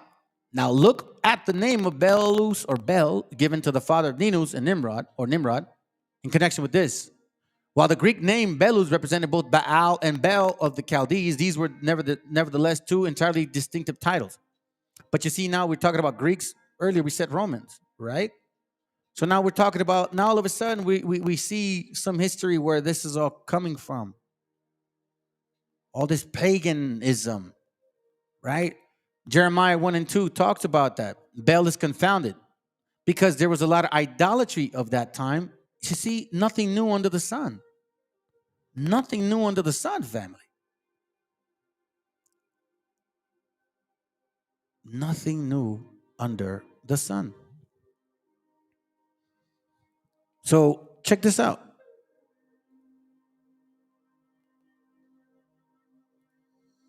Let me show you this. Let me just show you this real quick.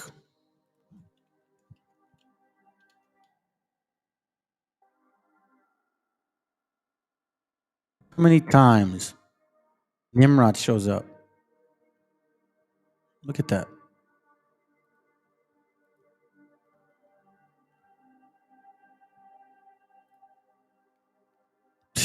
Look at that.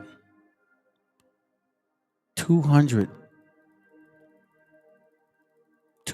times. See this right here? This book is filled with the name Nimrod. This is interesting here. Let me see if my phone's still on. Okay, yeah, it's still on. Let me see something real quick.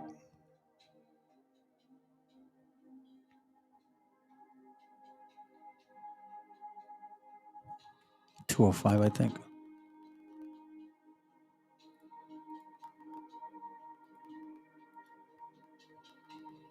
Let me go use this one here. Hold on, give me a second.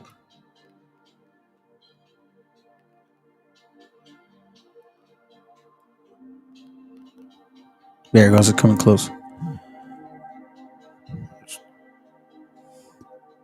Oh, dummy. Hold on. So we see, I marked this page real quick. 265. Watch this.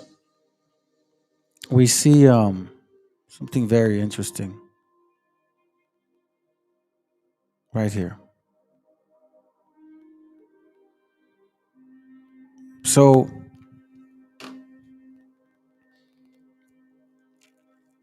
we start talking here regarding the Queen of Heaven. Okay. You see, this is a kind of a prophetic thing. Matter of fact, you know what? Maybe it's not a good idea to show you that right now because I'm gonna need that later. Let me see if I can show you this other page. Oh, there it goes right here. That's what I was looking for. All right, so let's go back to this. Sorry, family. Sorry to confuse you. Let's gotta have that marked for later. So we see again Nimrod. Okay. He's constantly in here. Constantly in this name. It's no coincidence that we're back in this, I guess you could say, society. And this time, I don't think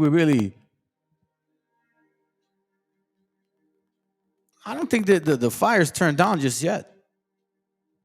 I don't think a lot of us really understand how heavy this is going to be. Because when you start considering,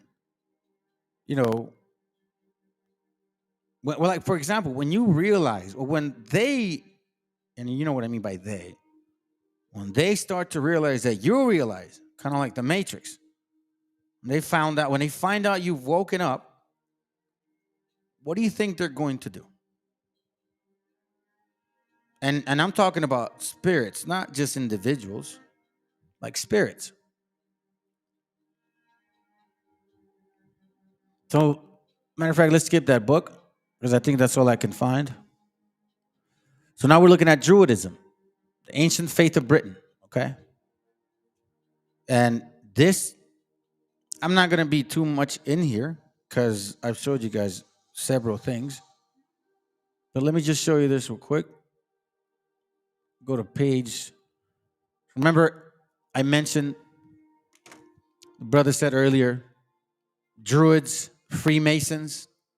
There it goes right there. And this chapter talks about the creed of Druidism, the affinity claim between Druidism and Freemasonry, Druidism and the circle, okay?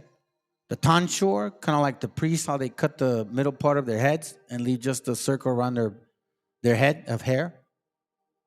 That's all part of Druidic, teaching. Stone hedges in the Phoenician art. Now you know why Ireland has that. The Druidic schools, the sword bearer, Knight Templars, Freemasonry. Now you understand why I keep saying the Druids are fully involved. We're back at it again. The festivals, the May days, the ancient sacrifices, Baal, fire. Who's Baal again? Cush, or possibly Ham. Remember, it's all about them worshiping themselves. That's the spirit that they have. Don't they want to see God as a black person or as a white one? Druidism, the groove worship, Christianity, Druidism, how it all has affinities in common. This shouldn't be a surprise to you guys. I mean, at least not at this point. Maybe you're new to this channel, you know what I mean? I understand that, but you that have been watching, this shouldn't be a surprise. Check this out, page 24, I believe. Yep, page 24. Let's touch on it real quick, and then I'll show you.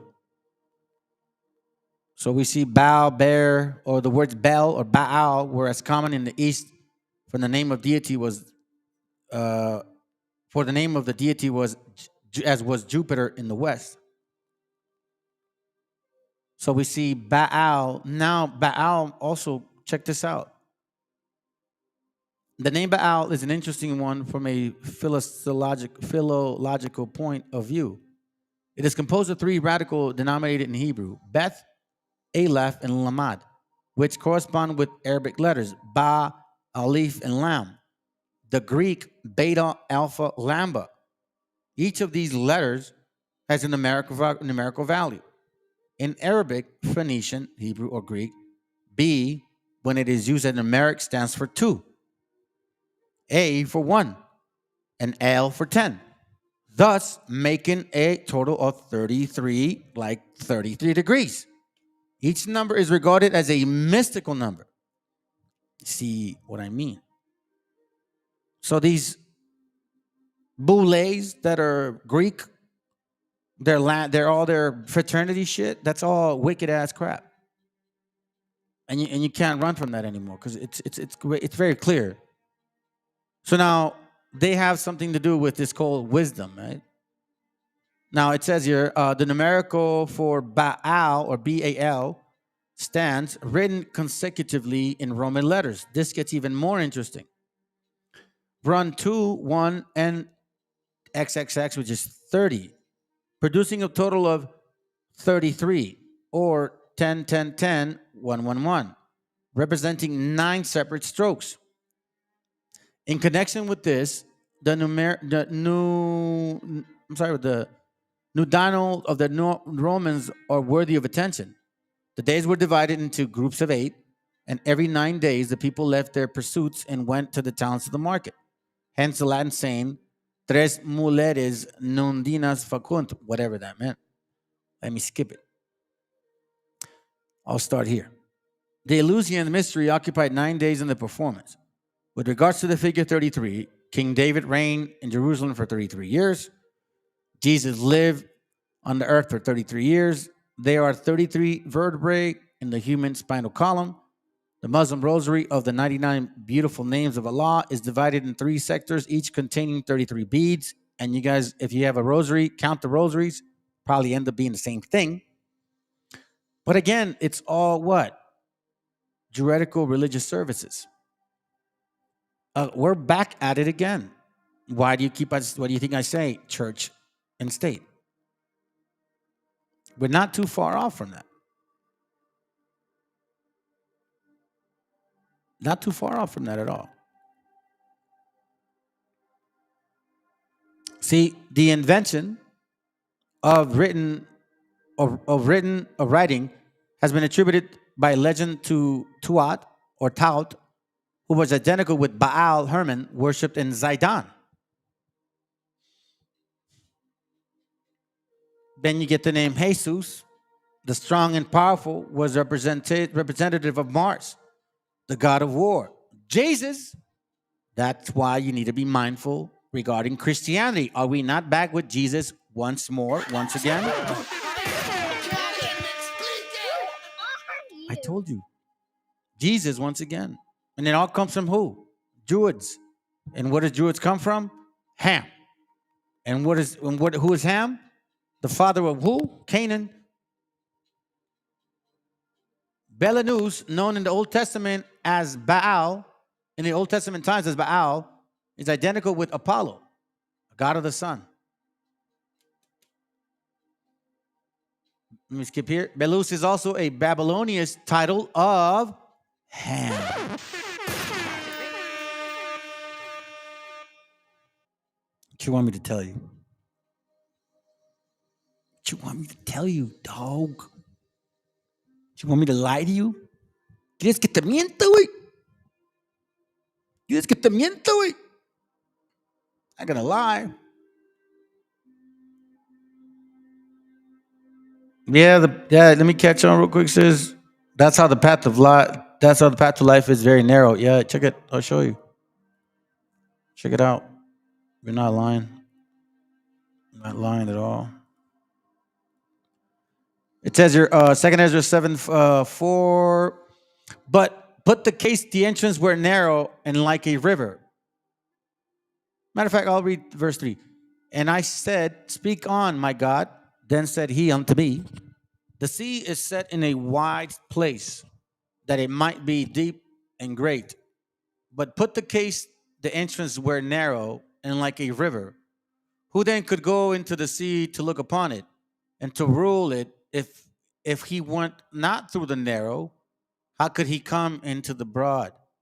So he's talking about a city. If you're going to have something that beautiful, how could it be so simple to get there? There's also another thing. A city is builded and set upon a broad field and is full of all good things. The entrance thereof is narrow and is set in a dangerous place to fall, like as if there were a fire on the right hand and on the left a deep water, and only one path between them both, even between the fire and the water, so small that there could be one man or woman go there at once. If this city now were given unto a man for an inheritance, if he never, this is the point, if he never shall pass the danger or the tribulation, or like Sirach 6:23 says, or 24, put yourself into the shackles of the discipline of the Most High's word. If you don't do that, if he never shall pass the danger set before it, because if you don't confront your shit, you're not in danger. You're comfortable. If you're comfortable with your life, you're probably something's wrong. Danger set before it. How should he receive this inheritance? So now you think, you go deeper into it. I'll just say it like this. Then answered he me, because a lot of you guys are like, well, why? Why does it have to be that way? Then answered he me and said, this is the condition of the battle, which man and woman that is born upon the earth shall fight. What is it? Just since we're bringing up the point, this right here.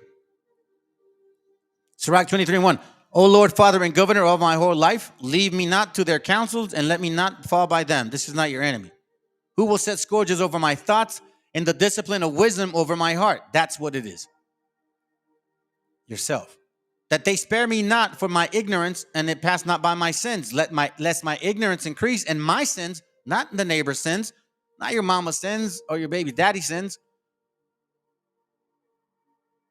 or your baby's mama's sins, not my sins and my sins abound to my destruction, and I fall before mine adversaries, which is what? Your own mind, and mine enemies rejoice over me, whose hope is far from thy mercy. Because technically, at the end of the day, your salvation is collective, but it's an individual walk, just like the sister said.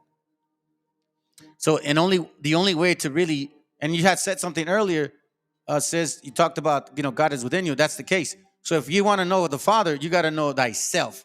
Examine yourself. If you're in the faith, that's really the case right here. Or else you're not going to be able to get to see a lot of the stuff that, some of us are getting to see. And, a lot of times maybe it's not good that you guys are getting to see this, because I don't know. I might have gone crazy had I known this before. Micah 5:6. And they shall waste the land of Assyria with the sword of the land of Nimrod. in the entrance thereof.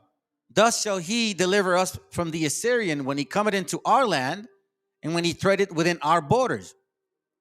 Nimrod, right? So now check this out. To me, it was very funny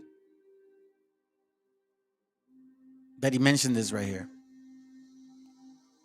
And they shall waste the land of the Assyria with the sword, and the land of Nimrod in the entrance thereof. This already passed. Why is he mentioning him again? Right?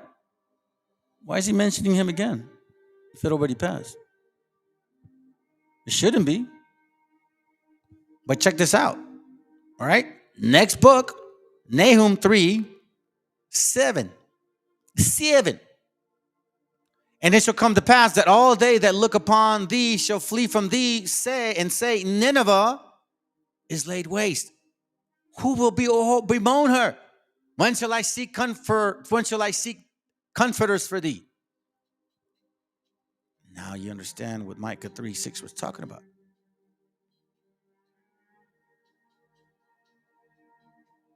Was it Micah? Was it Micah? I'm pretty sure. Yeah, Micah 5:6. Micah 5:6. My bad.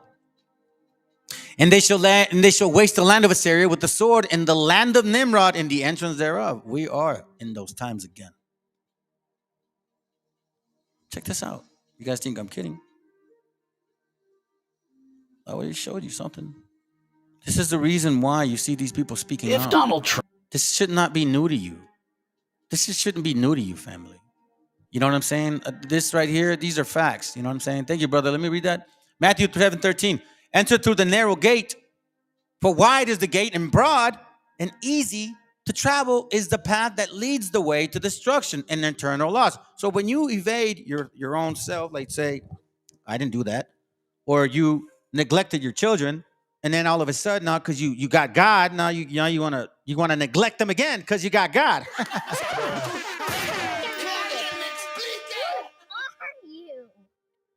I neglected them, but now I found God, so I'm gonna neglect them again. You're pretty stupid. For wide is the gate, and broad and easy to travel is the path that leads the way to destruction and eternal law. And there are many who enter through it. Hold on, let me get it. I don't think it's finished. Is it? It's a great scripture, bro. I haven't read that in a long time, man. Thank you. Matthew 7:13. Enter ye in the straight gate, for wide is the gate, and broad is the way that leadeth to destruction, and many there be which go in the treat. Because straight is the gate, and narrow is the way which leadeth unto life, and few there be that find it. You want to know why? Because sin and pleasure, it's a lot easy to embrace.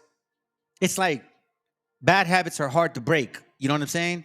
Bad habits are hard to break. So when you are so comfortable within your own flesh and you don't understand that there's a spirit in you that's wishing to become alive again, if you never experienced it, it's kind of like, what's that scripture? Oh, thank you. What's that scripture? Hold on. Venetian, I think it's this one. Oh, hold on. Venetian.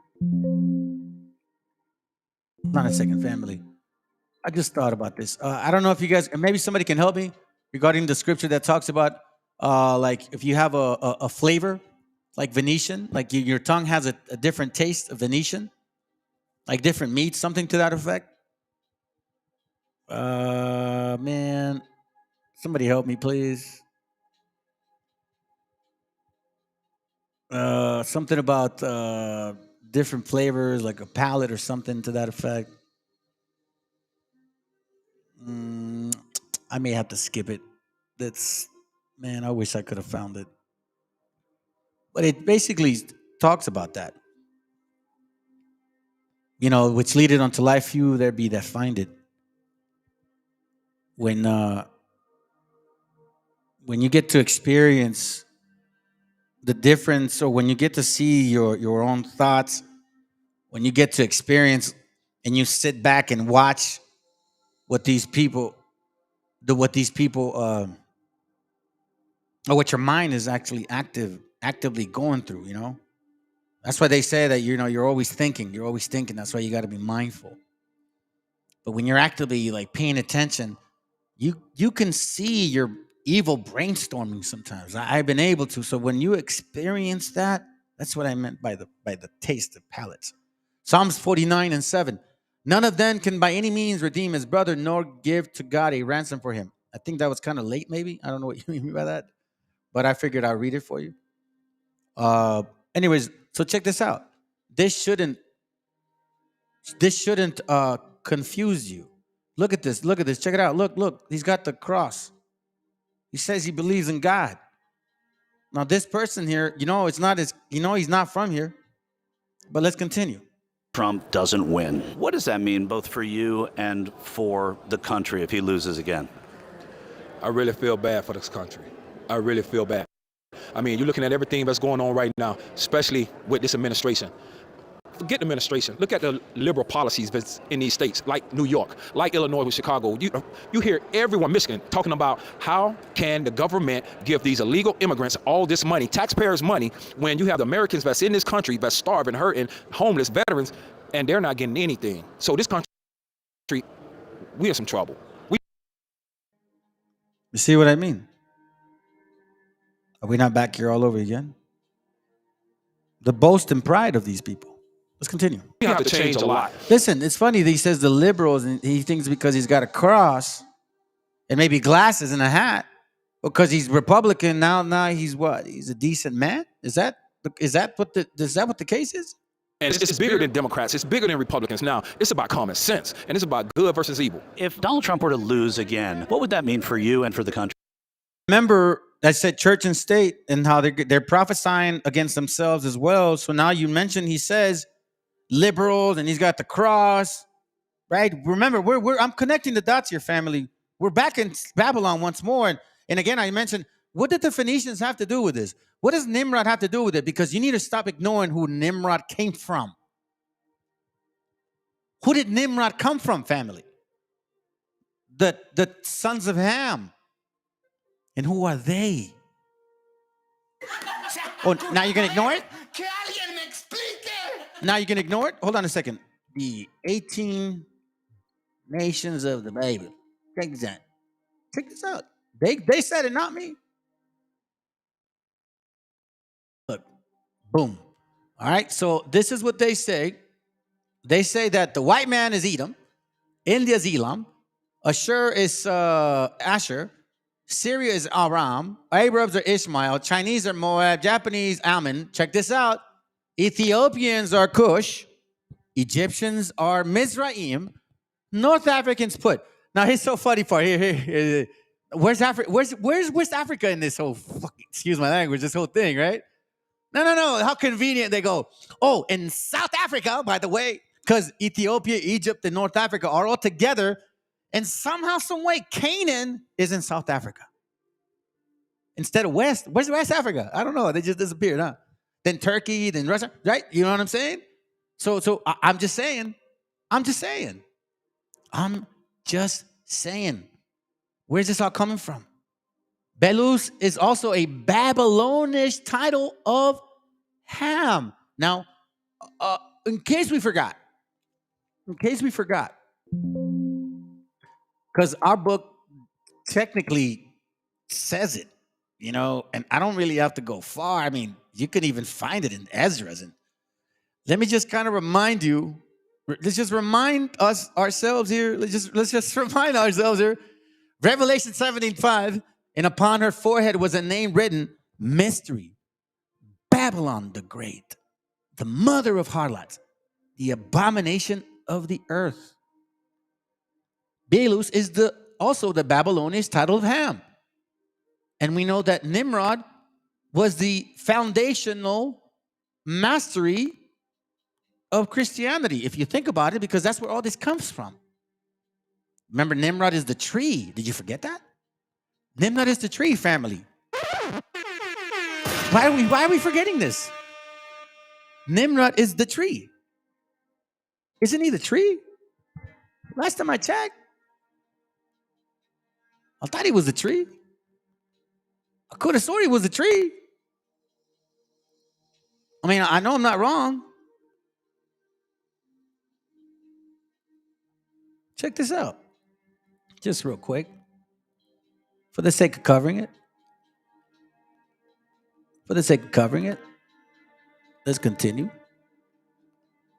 The Christmas tree, now so common among us, was equally common in pagan Rome and pagan Egypt. That's right. You see, all I'm doing, family, is I'm reading and I'm studying. And that's all I'm doing. Okay? I'm not doing nothing different. America is a nation full of dummies, brother. You said it. The Roman Catholic Church worships black deities. Yes, they do, my sister. Yes, they do. They love it. They like that juice. They want Jesus to return, but still voting to save America. I know, that's pretty stupid. It's like, no, actually, they think Trump is Jesus. I'm going to show you something. An exorcist in the Vatican sees, feels, hears, knows the devil is in their... yeah, that's in there. Yeah, they are in there. They're waiting for Nimrod to return. These dumbass. Hey, that's for sure, dude. Because check this out. Listen, again, the Christmas tree, now so common among us, was equally common in pagan Rome and pagan Egypt. In Egypt, that tree was the palm tree. Aren't these guys celebrating Christmas? America made it a law to celebrate Christmas. You can't force people to work on Christmas. You have to pay them overtime. That's a law. I'm obligated to follow their religion as a so-called, let's say, employer. In Rome, it was the fir, the palm trees, denoting the pagan Messiah as Baal Tamar. And who's Baal again? Cush, maybe? Nimrod's? Ham? They're all the same fam, bam. Remember, he's about his father's business, family. So when you celebrating Christmas, Thanksgiving, it's not a white thing. It's a Negro thing. Just embrace it. It's all good. You know what I mean? You that are in these BHI camps, that's what you're doing. You're hanging out with Nimrod. And he's, fully taking advantage of you and your wife. The mother of Adonis and the sun god and great mediatorial divinity was mystically said to have been changed into a tree. And when it was a state to have been brought forth her divine son, check this out. Now we understand. Where does this come from? Nimrod, fam bam. This is Nimrod. If the mother was a tree, the son must have been recognized as the man, the branch, and entirely accounts for the putting the Yule log into the fire on Christmas Eve and the appearance of the Christmas tree the next morning. This is Judaism once again. And Zoroaster, the seed of the woman, which names also signifies Inknehena, or born of the fire, ignite, and has to enter the fire in the mother night. You see what I'm saying? You see what I'm talking about? The seed of the woman. The branch of God. Christmas. This is paganism. This is who? Babylon. This was celebrated in Babylon. December. You are back into this. Look. The Festival of Rome. You guys are back into this again. This is scary. This is scary stuff when you really think about what you've been worshiping. And now we see, don't threat on me. So check this out. Now the Yule log is the dead stock of Nimrod, deified as the sun god, but cut down by his enemies. The Christmas tree is Nimrod Redivisius. Again, you don't have to stretch your hand that far. It's right here in front of you. It's right here in front of you. So don't be surprised when you see things like this. Well, not this one. Where is it at? Let's go. True. Well, if they remember, we are back into this kingdom. But that kingdom was destroyed, just like every other kingdom. And we're going to find out how these kingdoms get destroyed. You'll see the image, the beast. Check it out. Things keep going down. In fact, I'm gonna let it play because I'm gonna go use the restroom. So give me about 2 minutes, all right? I'm gonna let it play for 2 minutes. This way is probably going to get very bad in this country. Like, people are going to get very upset, and a whole lot more homeschooling. Republicans and normal people don't want the perverted crap teached in school, and they want that out. But it seems like the people who run the school want to double down on this stupidity and keep going with it. Can you talk specifically about what you mean there? Perverted books in like elementary schools, teachers teaching things they shouldn't be saying or doing, and I don't want to say it on camera, but a bunch of sick, perverted crap. But isn't that a local issue more than a presidential issue? Well, I think Trump could do something about it. What happens to this country and to you if he loses again? I don't know. We're going to have to find out. Hopefully not. But, you know, if we keep going the way we are, then it's never going to look the same. Is there anything he could do that would lose your support? Lose his really nothing really much, unless obviously he does something bad to the country, but I don't think he would do that. Well, you know, he's been indicted on 91 counts for allegedly doing. Hi, I'm Christine, founder of UNI.com.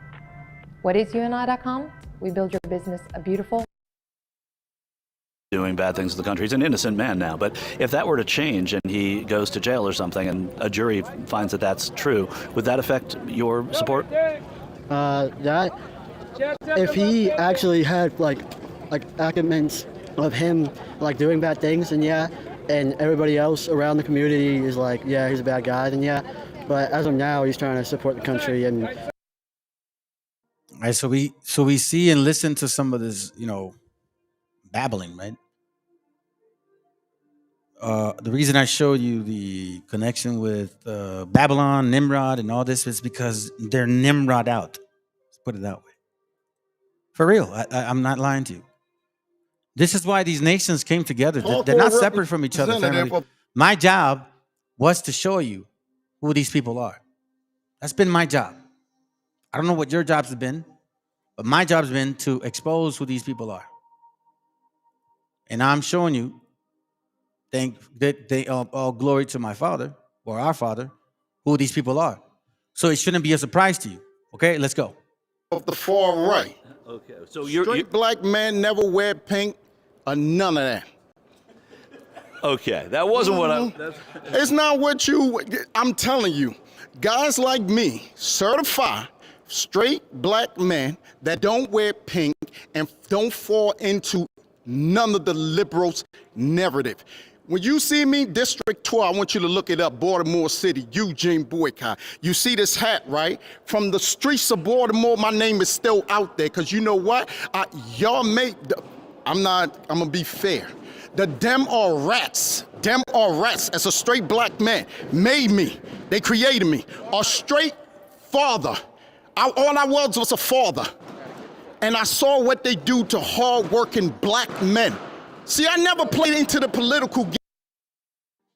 I got a question, family. When the hell have you heard of black men being hardworking?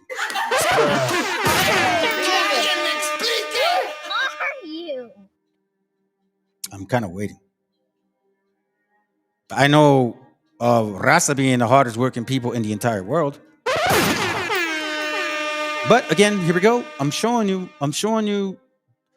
the beauty of being awake at this time. This should not bother you. This should be strengthening you. This should be feeding you. This should be opening your eyes and saying, listen, man, at least I know now what's going on. This should not be a surprise to you, because we have enough resources to understand what Psalms 83 is talking about. Psalms 83, it's talking about certain people. Just like here, we're starting to see who this great mystery is. Who are these people? Who are these people that were supposed to come together but could not mingle together? Like Daniel said. These are not mysteries anymore. These are not mysteries. Matter of fact, you know what?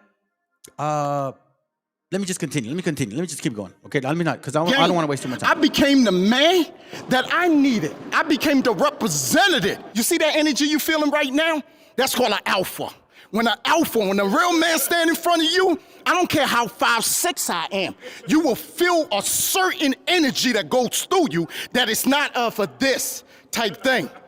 You will feel that. That's the black power of the black man. But they have degraded us for many years. They have ignored us. B-O-R-K-A-I. That's an African name. So anybody on the liberal side, right, that like to call themselves African American, I can give you the direct descendant of my father that held that name with pride. To see my father in heaven looking at his son on his knees saying, why?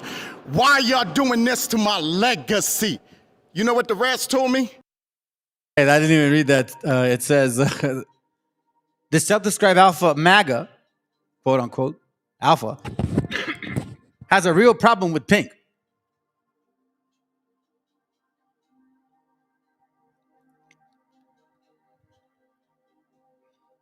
Isaiah chapter 14, verse 12. How art thou fallen from heaven, O Lucifer, son of the morning? How art thou cut down to the ground, which did weaken the nations? Verse 13, for thou hast said in thy heart, I will ascend into heaven, I will exalt my throne above the stars of God, I will sit upon the mount of the congregation in the side of the north. I will ascend above the heights of the clouds, I will be like the Most High. We've heard that before. We are gods. We are gods of the earth. And now, and then when you look at those European, pictures, they have pictures of a dark-skinned so-called saints flying around in clouds, like expressing, I think, Hebrews 12, cloud of witnesses. Clearly, we know that our scrolls never had imagery.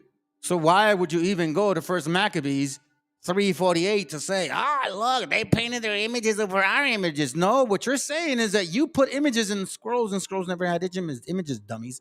But let's continue. I want I want nothing. You don't have to keep it, but I'll put this on record. They woke me up. They made me. District 12, hardest district I don't seen. You know what it is to see a man, a black man, walk into another black man, blow his brain out? Do you? If a man wears this, he's definitely getting lucky tonight. All right. Check this out. So let's give them some facts. I'm showing you just spirits, family. People, spirits, and how they act and react. Don't be fooled by the nonsense. A lot of that shit is just projection, man. Because if you are who you are who you are. Check this out, family. I find it so interesting, okay? They want facts, so let's give them some facts. All right, and again, this goes to show you the propaganda in society, okay? This says unemployment rate, black or African Americans. So if you see in 1975, okay, so it's peaks and valleys, peaks, valleys, peaks, valleys, peaks, valleys, peaks, valleys, peaks. Oh, sorry. Didn't mean to do that. Let me go back. Let me close it. I'm going to do this again. So you're seeing peaks and valleys, peaks and valleys, peaks and valleys, okay? So now, in 1975, it was a peak of unemployment, 15%, right? In 1975. So now let's go through chronology regarding presidents. So who was the president in 1975?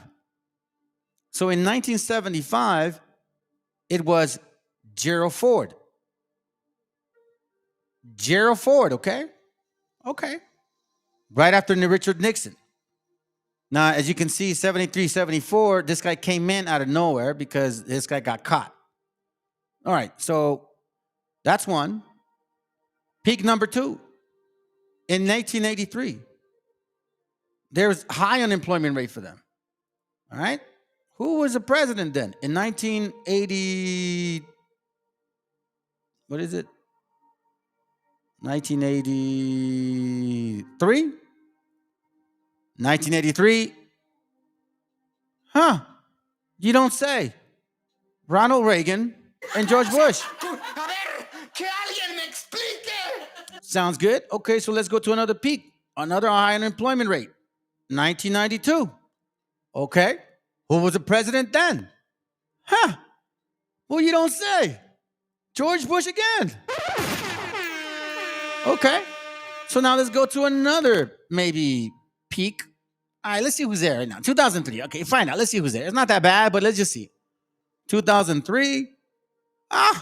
What do you know? George Bush again. All right, well, let's just check it. What about in here in 2012 or 2010? Well, we know who because that was Barack Obama. But then let's just see one more time. In 2020, September 2020, once again, unemployment rate for them was really high. But who was it?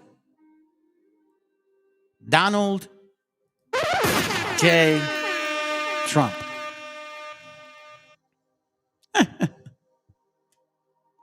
Man, oh man. Here's the truth. Let me give you some more facts.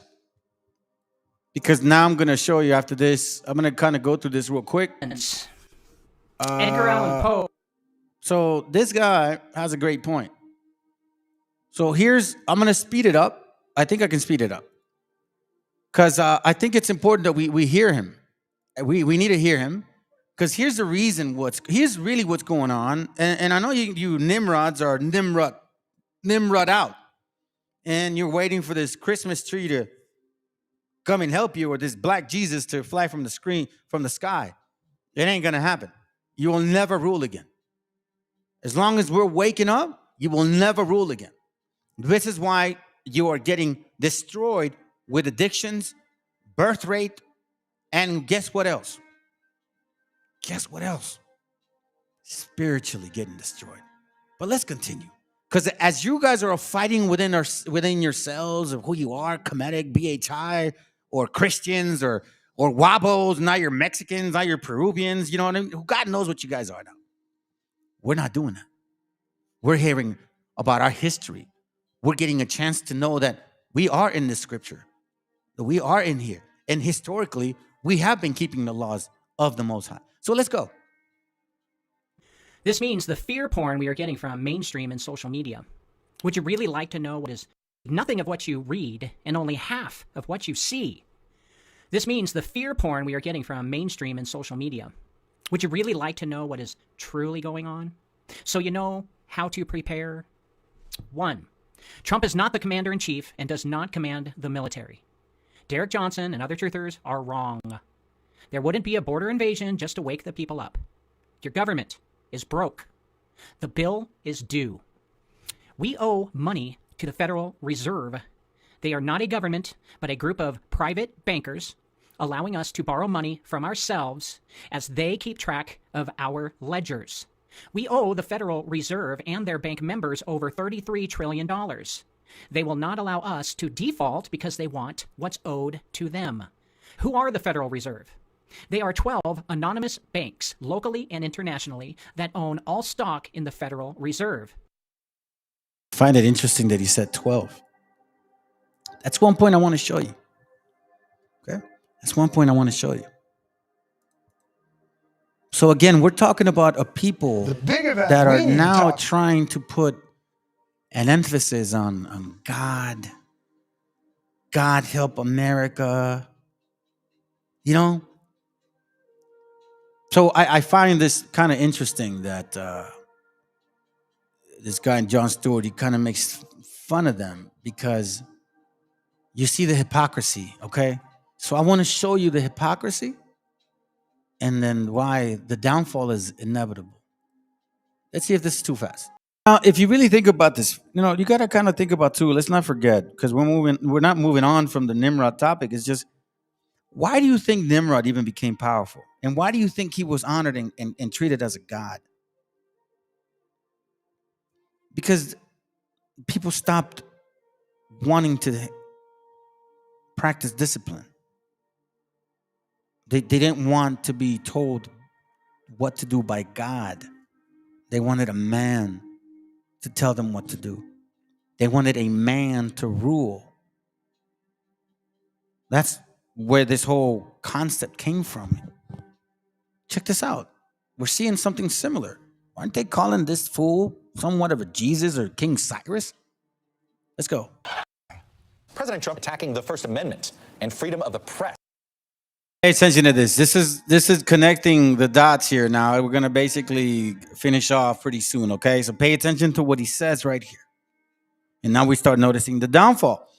The church and state, or the what I'm kind of getting at, or not kind of getting at, what I'm seeing is that we're going to see the beast expose itself once you see a church and state full connection.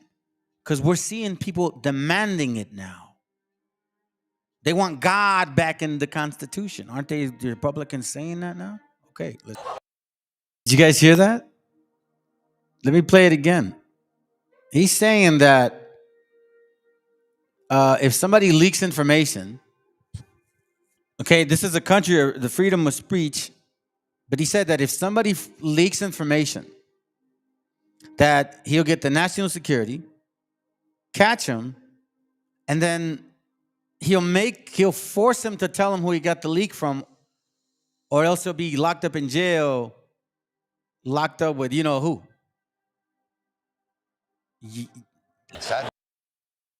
Yo, hey, do you know what, bro? You are not lying.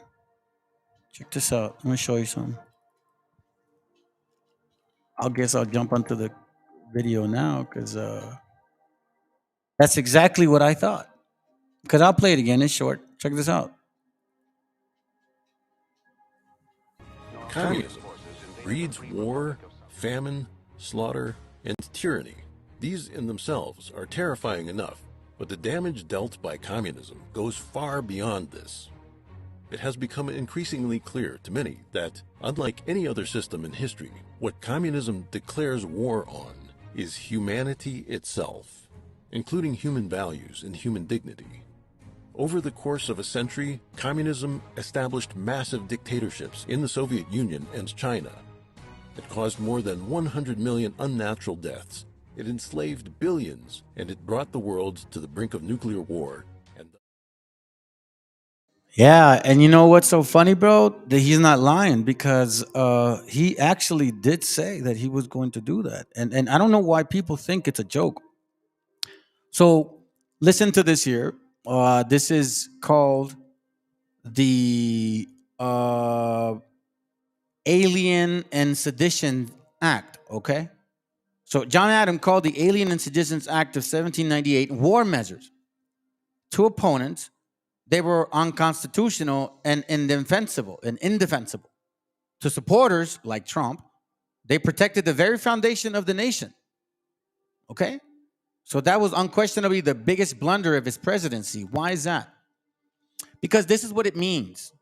Okay? So the Alien Act compromises two separate acts. The Alien Friends Act, which empowered the president to deport any alien, like Mexicans, whom he considers dangerous. Isn't that what they're prepping for? This is why these white folks that you see here voting for Trump in secret, they know that he's going to pass this in secret. They don't want to speak on it because they realize if they do, then you guys might say something. But, you know, quite frankly, at this point, I don't even know if you so-called Raz is going to say some shit, because I show you some stuff and you guys don't even give a damn. So let me remind you once again, the Alien Friends Act empowers the president to deport any alien he considers dangerous. Now, that's one part. Here's another part, because he says this. Watch this again. Listen to this. And when this person realizes that he is going to be the bride of another prisoner very shortly. Well, he says here, hey, when he realizes if he doesn't tell me who this is, then I'm gonna, he's gonna get raped. Check this out. So since the Alien Friends Act is one part, what's the second part? And the Alien Enemies Act, which allowed the deportation of any alien who hailed from a country at the war with the United States, okay? So that's part two of this. Now, check this out. The Seditions Act authorized. So again, this kicks you beaners out. And then this right here, if you report on it, the Seditions Act authorizes the punishment of any person authorizing or authoring or printing false, scandalous, and malicious writings like fake news against the Congress or the president, which was intended to defame, or to bring them or either of them into contempt or disrupt or disrepute to excite against them the hatred of good people of the United States. You see what I'm saying? So what he's talking about here is that, hey, listen, I'm going to pass the law. Watch it. And you say, who is the leaker? National security. And they say, we're not going to tell you. They say, that's okay, you're going to jail. And when this person See, I'm not going to tell you. It's okay, you're going to jail. You think I'm lying? No, I'm not lying. Check this out. Oh, he said it himself. Check this out. This is in September 2023, not too long ago. Trump vows expanded travel ban, okay, if reelected. So we know he's going to do that. We know that. But here's the point.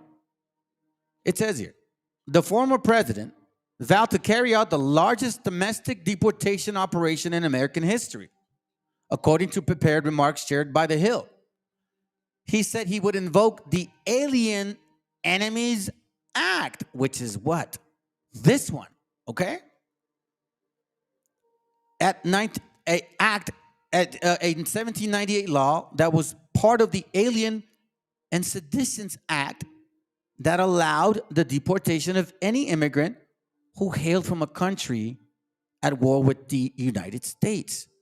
Trump said he would use the law to remove all unknown or suspected gang members, drug dealers, or cartel members from the United States. Trump also said he would shift portions of federal law enforcement, including the drug, the DEA, FBI, all of these things. He would deploy troops to the southern border, supposedly to combat fentanyl. He would embrace the Muslim travel ban, these particular countries, okay? Because the right wing wants to shift immigration. So now, let me tell you something. By him creating this invasion in this report, you don't think he can easily have people agree with the Seditions Act as well? He said it here. He said it here. You take the national security. He says you take the writer. You take the writer. Seditions Act authorizes the punishment of any person authorizing or printing false, scandalous, or malicious writing. That sounds like he would be implementing the Seditions Act. So now, why does this all matter to us? Why? Okay, you bring this up. Okay, you've seen it. I see what you're saying. Because these people, I mean, think about this. They've gone to the point of separating families. They're going to the point of telling people, they're encouraging white extremists to come to the border. For what? To shoot our gente. Okay? So now, check this out. Check this out. You talk about, well, Nimrod, what does this have to do with, man, it's all over again. It is all over again. Because now we see that these people want a savior. And countries fall by those two notions. A dictator encouraged by religion, which then turns into an empire once again. Biological screening of all immigrants. If you hate America, if you want to abolish Israel, if you don't like our religion, which a lot of them don't, if you sympathize with jihadists, then we don't want you in our country and you are not getting in, right? We must never allow it to take over truths. He, Trump, has been targeted for his information that can knock down the corrupt swamp. Trump is the only man that can destroy the negative propaganda that has been sworn into this office. Can he be saved with the American people who believe in God's glory? Can we save our nation from the dark cloud that has been put upon our life streams?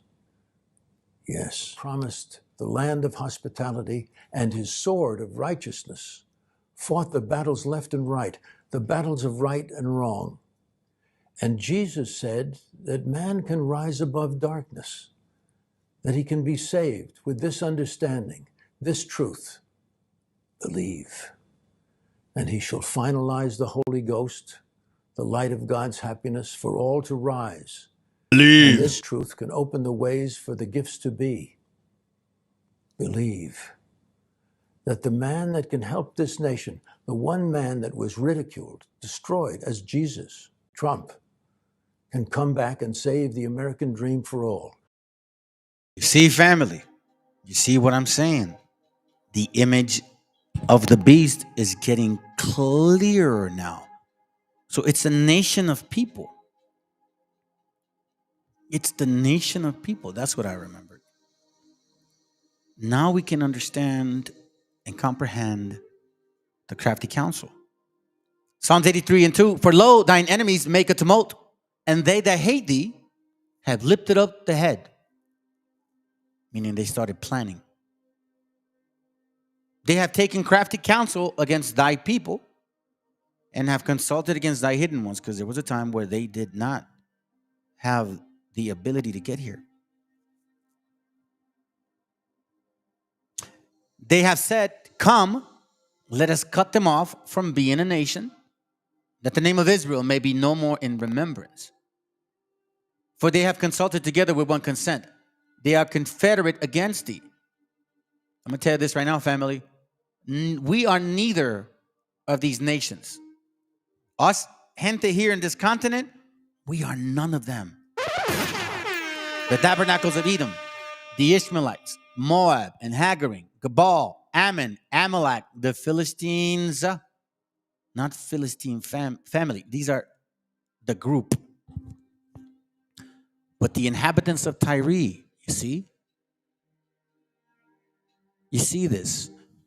Now we can kind of get a better idea, because these people now, both white and black, are saying, I'd rather have Trump as a dictator.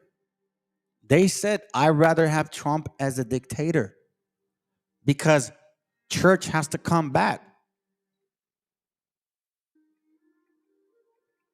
That's what they said. And he said he'd be a dictator for one day. They would rather have back him for one day. Check this out. Dictator, and then we'll finish the video. It's all...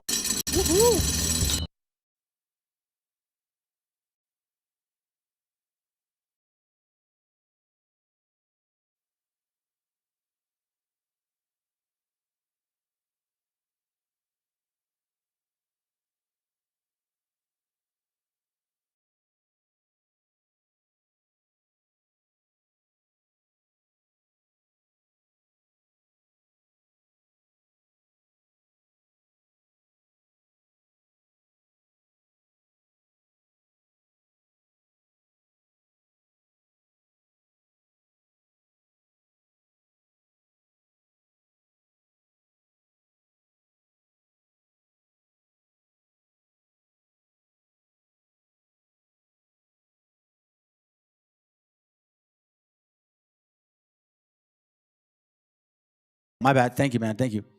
Now, let me read that real quick. Matthew 12:26. And if Satan casts out Satan, he is divided against himself. How shall then his kingdom stand? Yeah, you're very right. How shall she stand? We see now the division. Remember the fourth beast, the kingdom, the last one, it would be part clay and part iron.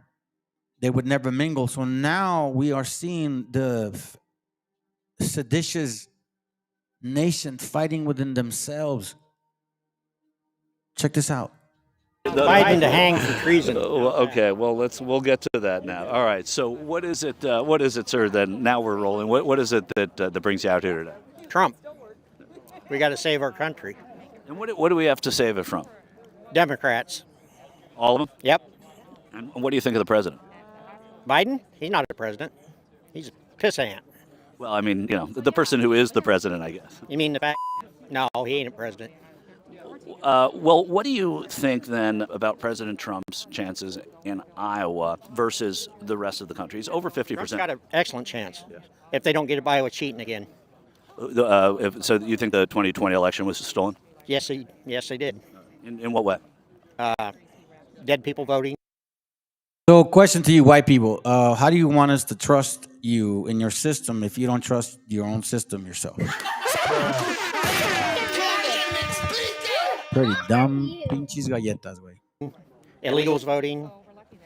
You know, just the courts said that didn't happen, so that's why. Well, if you watched the Trump rallies when he ran before, and never been to a Trump rally, you would have seen it was packed. You go to a Biden rally and there's nobody there, so he couldn't have won. Well, this is what I do for a living. There aren't Biden rallies. So I want to ask you about Hunter Biden. He should be in jail too. He's be indicted. If he was somebody that was poor or whatever, he would spend the first day of his next administration. Should he? Here it goes. Here it goes. You get a free ticket. President Trump said that on day one, he would spend the first day of his next administration, should he win, as a dictator. He ain't a dictator. He loves the country, and he ain't going to sell our country out either. So, would you rather have 4 years of Trump as a dictator or 4 years of Biden? I'd rather have 8 years of Trump. No, I'm saying, would you rather have 4 years of Trump as a dictator or 4 years of Biden as a president? Trump as a dictator. He's not going to sell us out. And last question, this is about foreign aid. You could be proud of Trump to be an American. Under Biden, you better be hiding. So you could be proud of Trump to be white. That's what he's saying. Let's go. And make America great with the dignity, with the power of who she is. The land of freedom, God's land, God's glory, the USA. Much love to you. I only want to be a dictator for one day. Would you rather have 4 years of Donald Trump as a dictator or 4 years of Joe Biden as a president? Trump. As a dictator? Maybe. Sometimes in life, we all need a good paddling from the principal to set our life on the right track. And this country does need a little bit of that. We need a little paddling. It's nice to have a strong man running your country. Would you rather have 4 years of Donald Trump as a dictator or 4 years of Joe Biden as a president? Donald Trump all the way. Even as a dictator? Yes. Trump as a dictator. I think I'm choosing Donald Trump as a dictator. Yeah, I'm going dictator Trump for sure. I'd rather have Donald Trump as a dictator. The other day, Donald Trump said on his first day he's going to be a dictator for a day. I like that. Yeah, I like that. Would you rather have Donald Trump as a dictator for 4 years or re-elect Joe Biden for 4 years? I would rather have Donald Trump. I'd like to see the repeal the Roosevelt law so that he can be a president for a lot more than 4 years. But this country needs a dictator. I hate to say that, but it's the truth. Believe that I hate the people. All right. So now let's see what they say. We've gone deep on this here.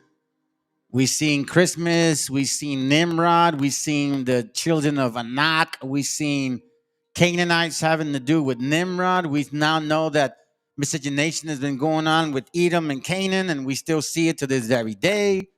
We understand now why we're back in Druidism. We understand that whole concept. So now let's go into the prophetic part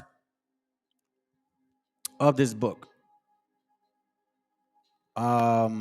This is from, again, The Perils of the Republic, okay? We're going to go to page, I believe, where are we at? Give me a second here. Let me find it real quick. Hold on a second, family. Perils. Let me just get to it real quick.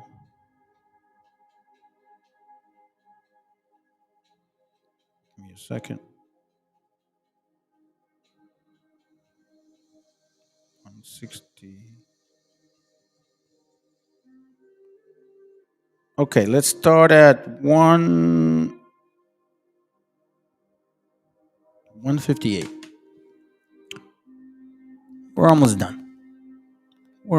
done. This is the particular part that I mentioned initially. When you bring things of old and new, you have to be mindful that this isn't things that you keep for yourself. You got to share this with your family. People have to know these things. So in this book here, we see this right here, and we're not far-fetched on this by any chance. Okay. Matthew 5:41. Let me read that real quick. It says, let me see what it is before I read this, because I'm gonna kind of go a little long-winded on this one. It's like 3 pages. 5:41. It says, and whosoever shall compel thee to go a mile, go with him twain. Maybe you guys were saying something in between. I'm not sure, but let me continue reading. It's all good. So it says here on page 158. Check this out. The same God who watched over the nation of the Amorites and destroyed them when their cup of iniquity was full. Remember the scripture said that they're going to drink the same cup as well? The same God who kept record of the gay pleasures and grievous sins of the people of Sodom and Gomorrah, Mayates, and who consumed them in the fearful flames when they had passed the unseen line. Which one is it? We're back at it again. We're back at it again. I think, is this one right here?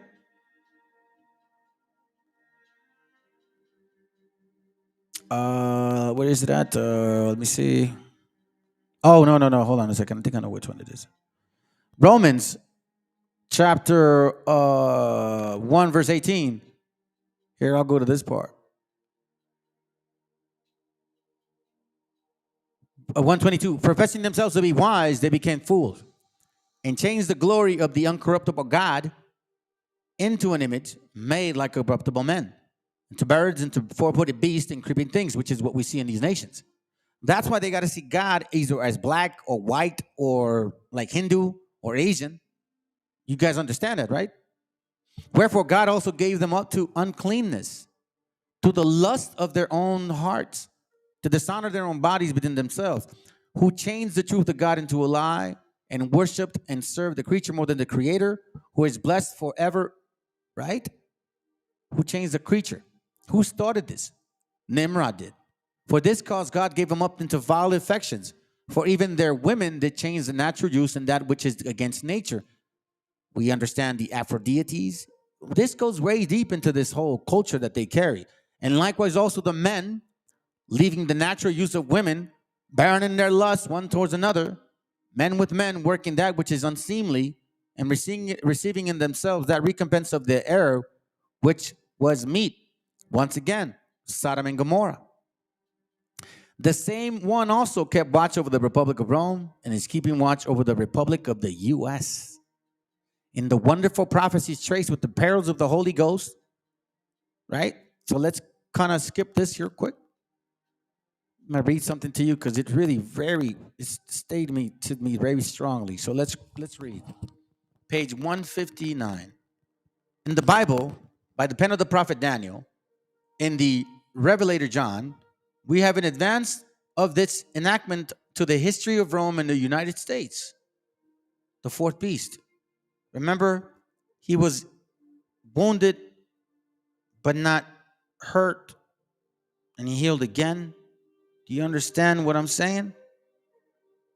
So it says, the two great republics of the west, Daniel spake and said, I saw in my vision by night, and behold, the four winds of the heavens strove upon the great sea, and four great beasts came upon the sea, diverse one from another.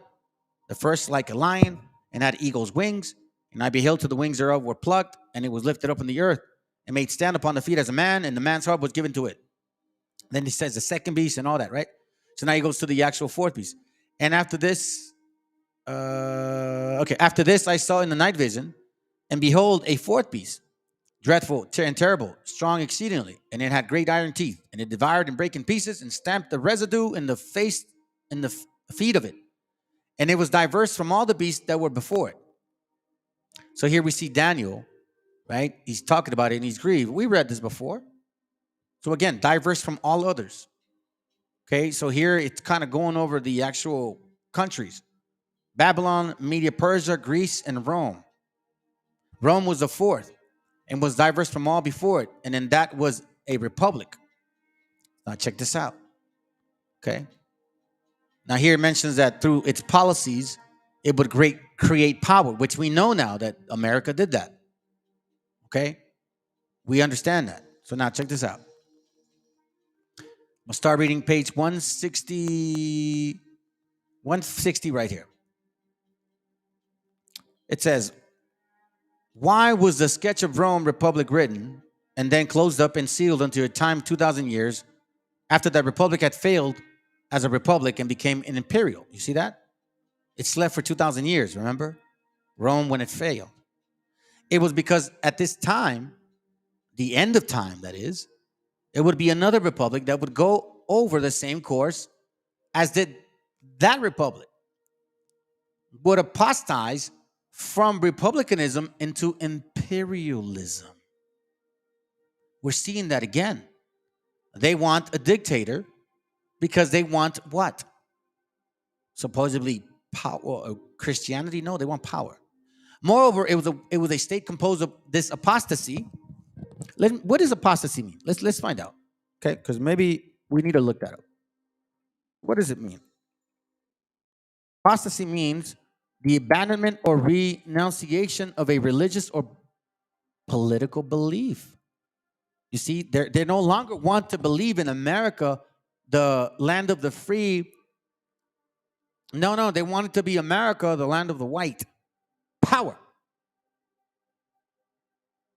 Okay? Check this out. The man of, and it was such a state which the apostate church of early days, the man of sin of the Bible, united. And this union made the papacy, the first beast of the Bible, as mentioned in Revelation 13. In the same 13th chapter of Revelation, it is written, and I beheld another beast coming out of the earth, and he had 2 horns like a lamb, and he spake as a dragon. Here is depicted the rise of the United States, coming up peacefully out of the earth instead of forming amidst long years of tumult and fighting, as was the case with all the other powers. It is represented as having 2 horns like a lamb. A horn in prophecy signifies power, and the 2 great principles which have given power to the United States and made what she is today, a Protestantism and Republicanism, or as some would say, Democrats and Republicans, or church and state. But Protestantism or church and state, whichever way you want to look at it. But Protestantism and Republicanism are both in their spirit specific.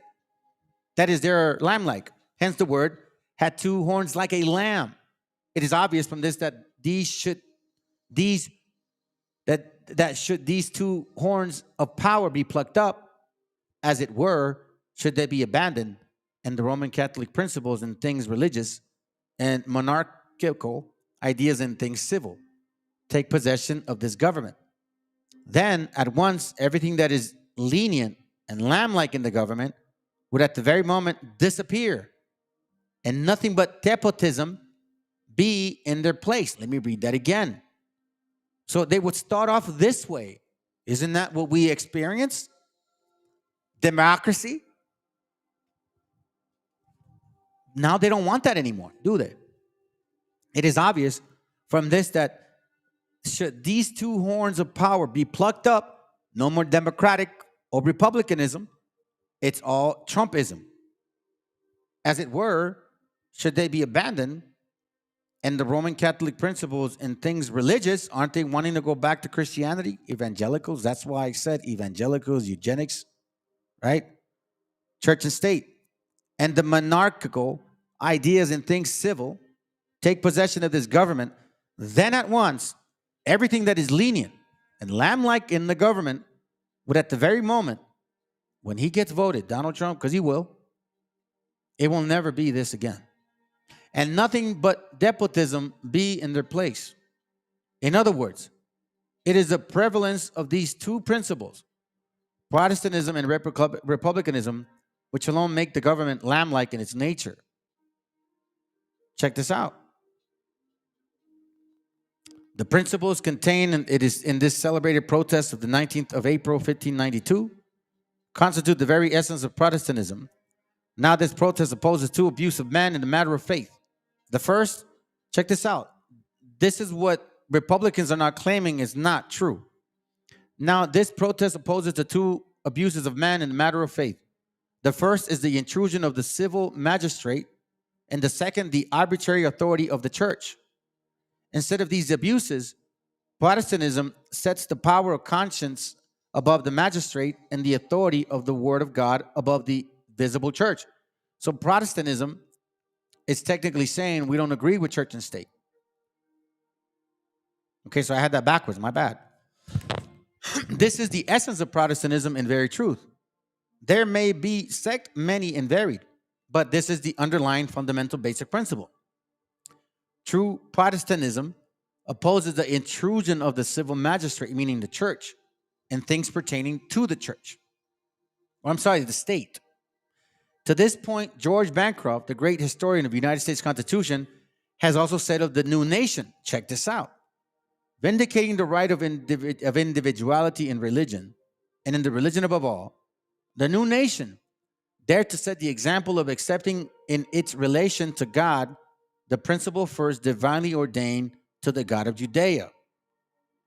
It left the management of temporal things to the temporal power. But the American Constitution, in harmony with the people of several states, withheld from the federal government the power to invade the home of reason, the citadel of the conscience, and the sanctuary of the soul, meaning, and not from indifference, but that the infinite spirit of eternal truth might move in its freedom and purity and power. Check this out. This is what it meant. And the very first amendment to the National Constitution reads, contrary to what these guys are saying, these Republicans, okay, because we hear them say that, oh, well, you know, God and the Constitution had God initially. That's not true. Congress shall make no law respecting an establishment of religion or prohibiting the free exercise thereof. So in no way, shape, or form were you ever supposed to use even the Bible now saying, well, you swear to tell the whole truth, the no truth, nothing but the truth. It says you're not supposed to even do that. Thus was the horn of power, the principle of Protestantism, established as the fundamental doctrine of the United States.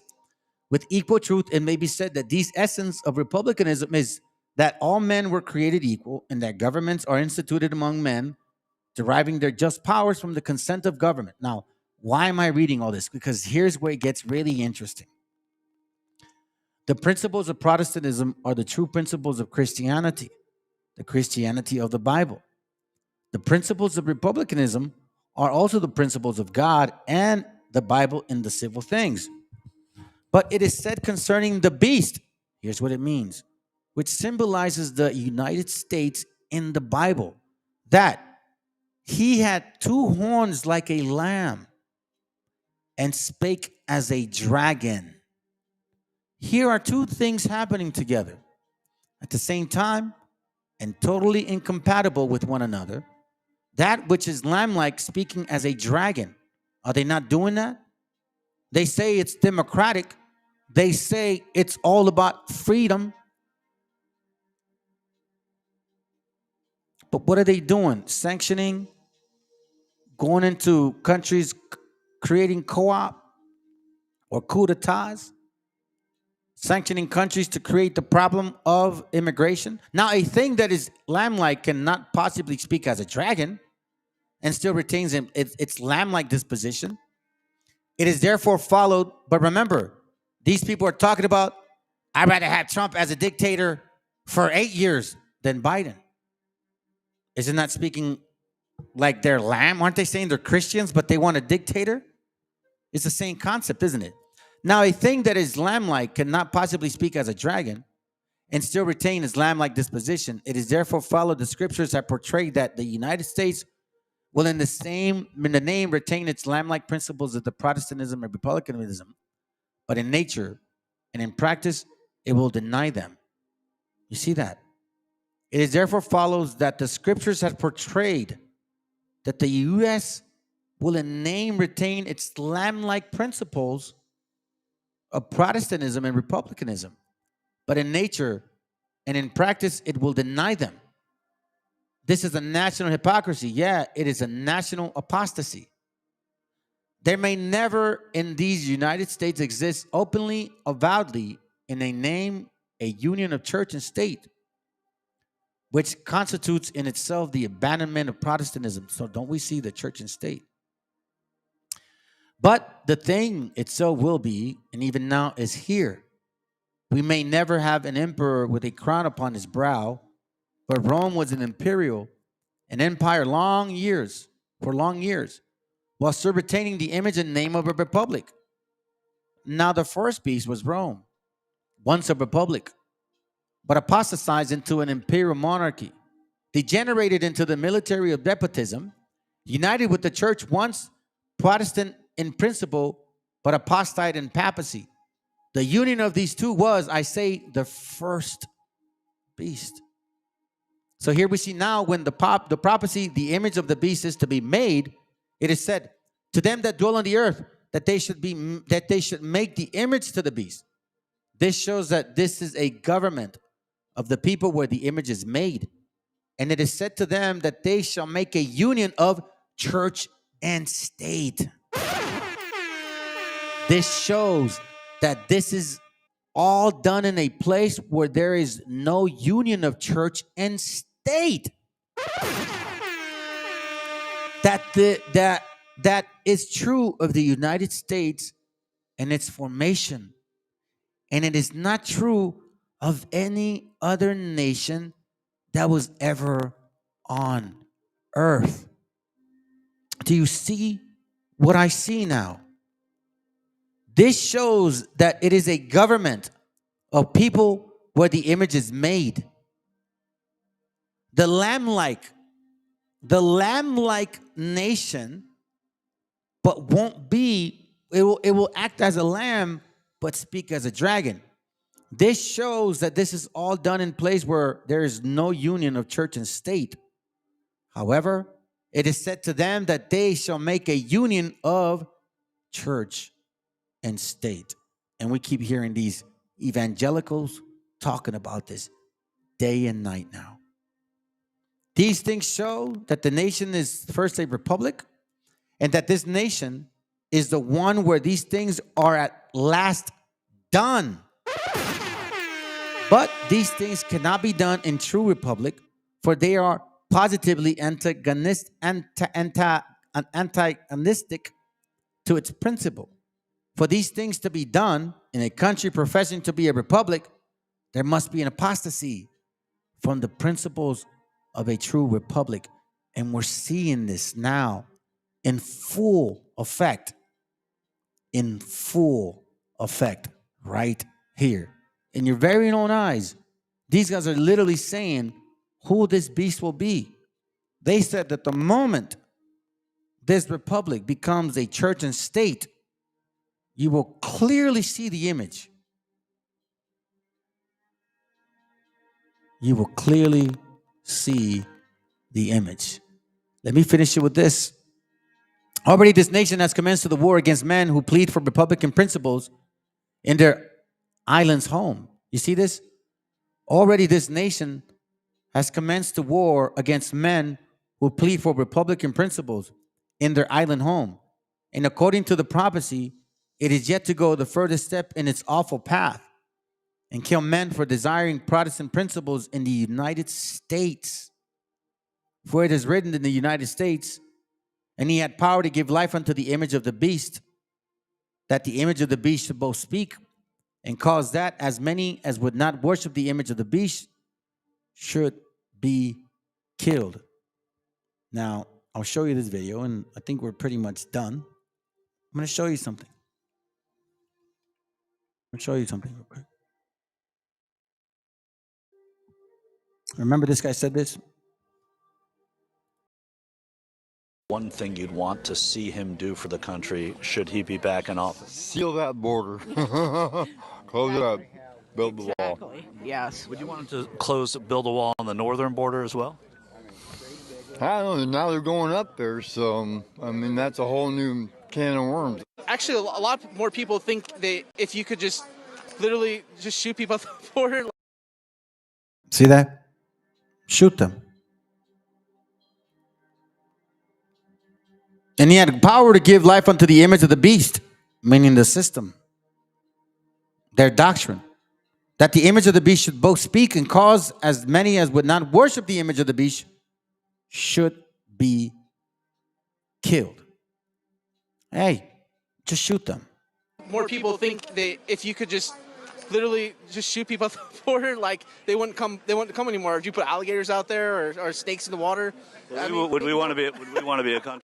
See, and he thinks that's funny. The union of church and state in Rome hastened and actually wrought the ruin of the apostate republic. So even now will this union hasten and cause the ruin of this so far apostate republic.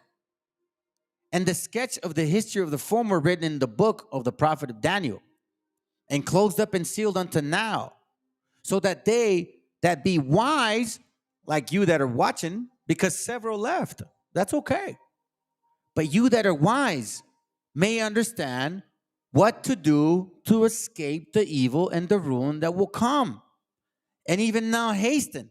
Repent, my brothers and sisters.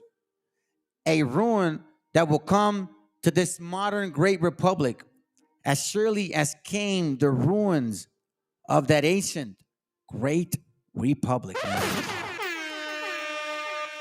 We're back once again with these people. Christmas, Nimrod, and now church and state. It was just a matter of time. They exposed themselves. The enmity or Armageddon. I'll just read this. The people of this world are proclaiming peace and preparing for war. Remember that. The people of this world are proclaiming peace, but preparing for war. I don't know how much more I can share with y'all. It's really alarming. This is pretty alarming because look, matter of fact, I'll say that for another time. It's pretty alarming, but I'll share this. Psalm 17. Don't delay, family. Psalm 17:13. Arise, O Lord, disappoint him, cast him down, deliver my soul from the wicked, which is thy sword. Lord willing, that happens. Lord willing, that happens. Check this out. Let me show you something here. These are some truths here. I think he says it in this particular recording here. Hold on. Give me a second. That's not a serious solution. No. Washington and the White House is... Hemos tenido diferencias. Oh, here it goes. No, this is not it. This one here. So 60 Minutes did a video, did an actual interview with this president. I'm going to speed it up. There's some sections that I'm going to play for y'all so you can see what he talks about. There's one interesting thing that I want to share, okay? It's kind of like, let me just go through it. All right, let's go. Immigration, the border, and the economy have emerged as key issues in this year's president. Mexico. Because we understood each other very well. President Trump is saying he wants to build a wall again. En campaña. On the campaign. But you don't think he'd actually do it because? No, es que because he needs Mexico. Because we understood each other very well. We signed a commercial agreement that has been favorable for both peoples, for both nations. He knows it, and President Biden the same. But what about the people that'll say, oh, but the wall works? It doesn't work. And President Lopez Obrador says he told that to then President Trump during a phone call. They were supposed to be discussing the pandemic. It was an agreement not to speak about the wall, because we were not going to agree. And then you talked about it. That was the only time. Yo le contesto. And I told him, I'm going to send you, Mr. President, some videos of tunnels from Tijuana up to San Diego that pass right under U.S. Customs. He stayed quiet, and then he started laughing and told me, I can't win with you. We met President Andres Manuel Lopez Obrador at Mexico's National Palace earlier this month. With 6 months left on his 6-year term, Lopez Obrador's power in Mexico that number so dramatically.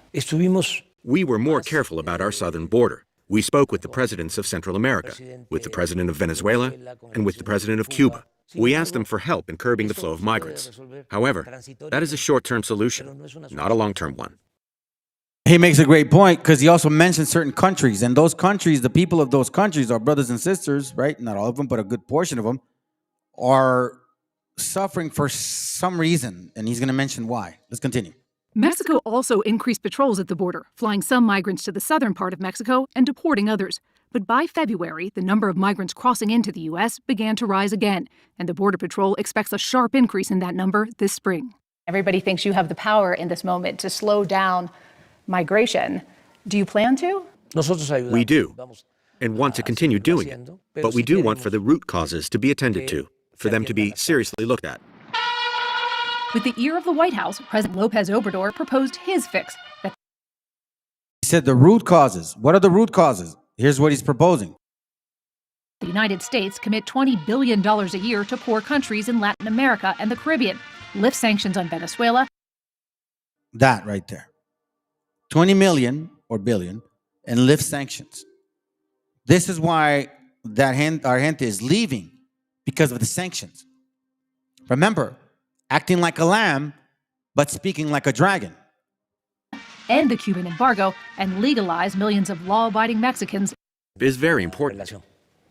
It is fundamental. For much of the last 6 years, President Lopez Obrador has held a televised reporter who was pursuing what he viewed as a critical. You know this is a dangerous place for reporters. Few of those are prosecuted. So there's an idea that there's still lawlessness. But I'm not going to establish contact, communication with a criminal, the president of Mexico. Are you saying you don't have to reach out to them or communicate with them? No. Because you cannot negotiate with criminals. The head of the DEA says cartels are mass producing fentanyl, and the U.S. State Department Listen has said to this point. that most of it is coming out of Mexico. Are they wrong? Yes. Or rather, they don't have all the information, because fentanyl is also produced in the United States. The State Department says most of it's coming from Mexico. Fentanyl is produced in the United States, in Canada, and in Mexico, and the chemical precursors come from Asia. You know why we don't have the drug consumption that you have in the United States? Pay attention to this. She's surprised by the fact that the consumption is not as high. Check this out. Used in the United States. You never had somebody saying this to them. Finally, somebody says, you want to know why you guys are over-sexualized and over-drugged? Here's why. Family, we got a lot to lose and much to gain. Now, I'm not offended by the fact that there's only a few of you watching and there's only 12 likes. I'm not. Because you know what? Only the few are supposed to listen. I mean, I don't know how long this channel will continue, but as long as it can, you know what I'm saying? You get the fruit, man. Let's enjoy the fruit. Let's go. States, in Canada, and in Mexico, and the chemical precursors come from Asia. You know why we don't have the drug consumption that you have in the United States? Because we have customs, traditions, and we don't have the problem of the disintegration of the family. But there is drug consumption in Mexico. But very little. So why? But there is drug consumption, but very little. Okay, here goes. Check it out. The violence then in Mexico. Because drug trafficking exists, Boom. but not the consumption. Because drug trafficking exists, but not the consumption. Those are facts, family. Again, we got a lot to lose, much to gain.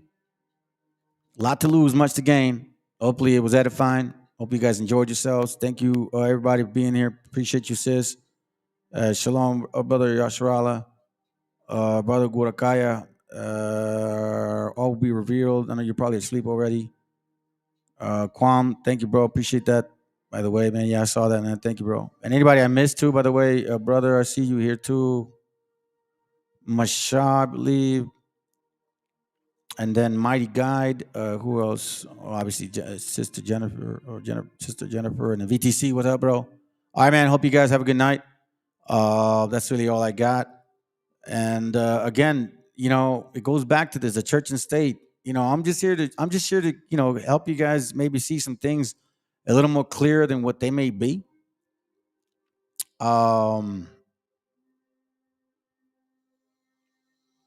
But I hope that it continues to become that way for us, because it's crazy, man. Like, then we're back, like we just think of it. This whole Christianity, it came from them. Once again, it came from them, and they're acting like it never came from them. It's like, oh, the white man did it. No, man. The white man didn't do it, man. It's been you both. You both have been the trickery. You both have been, I guess you could say, the issue. Ever since you came to this continent, nothing has been the same for us. It's been destruction, Bakri, and even to this day, sexually transmitted diseases. You guys came with them, and they're still here, and you're still here, and we're still dealing with it. And then you want to go and say we're the same people when it's inconvenient for you. But we're not the same people when it's extremely convenient for you. So guess what? You can go and shove that history up your booty hole, bro, because we ain't believing that BHI shit no more. You guys have a good night, all right? Shalom.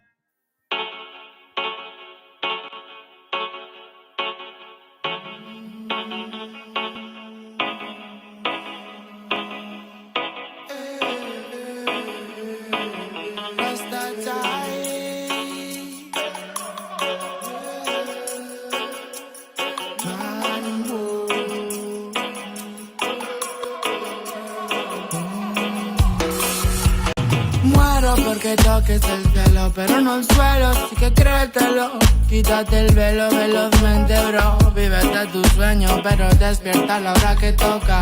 Esa hora, motherfucker, wake up. Yo me meo en tu cubata antes. Bebo matar ratas con tan. Voy al bosque a lo Tarzán mientras enlazan. Fraternidad en casa con su polo Hollister a estrenar.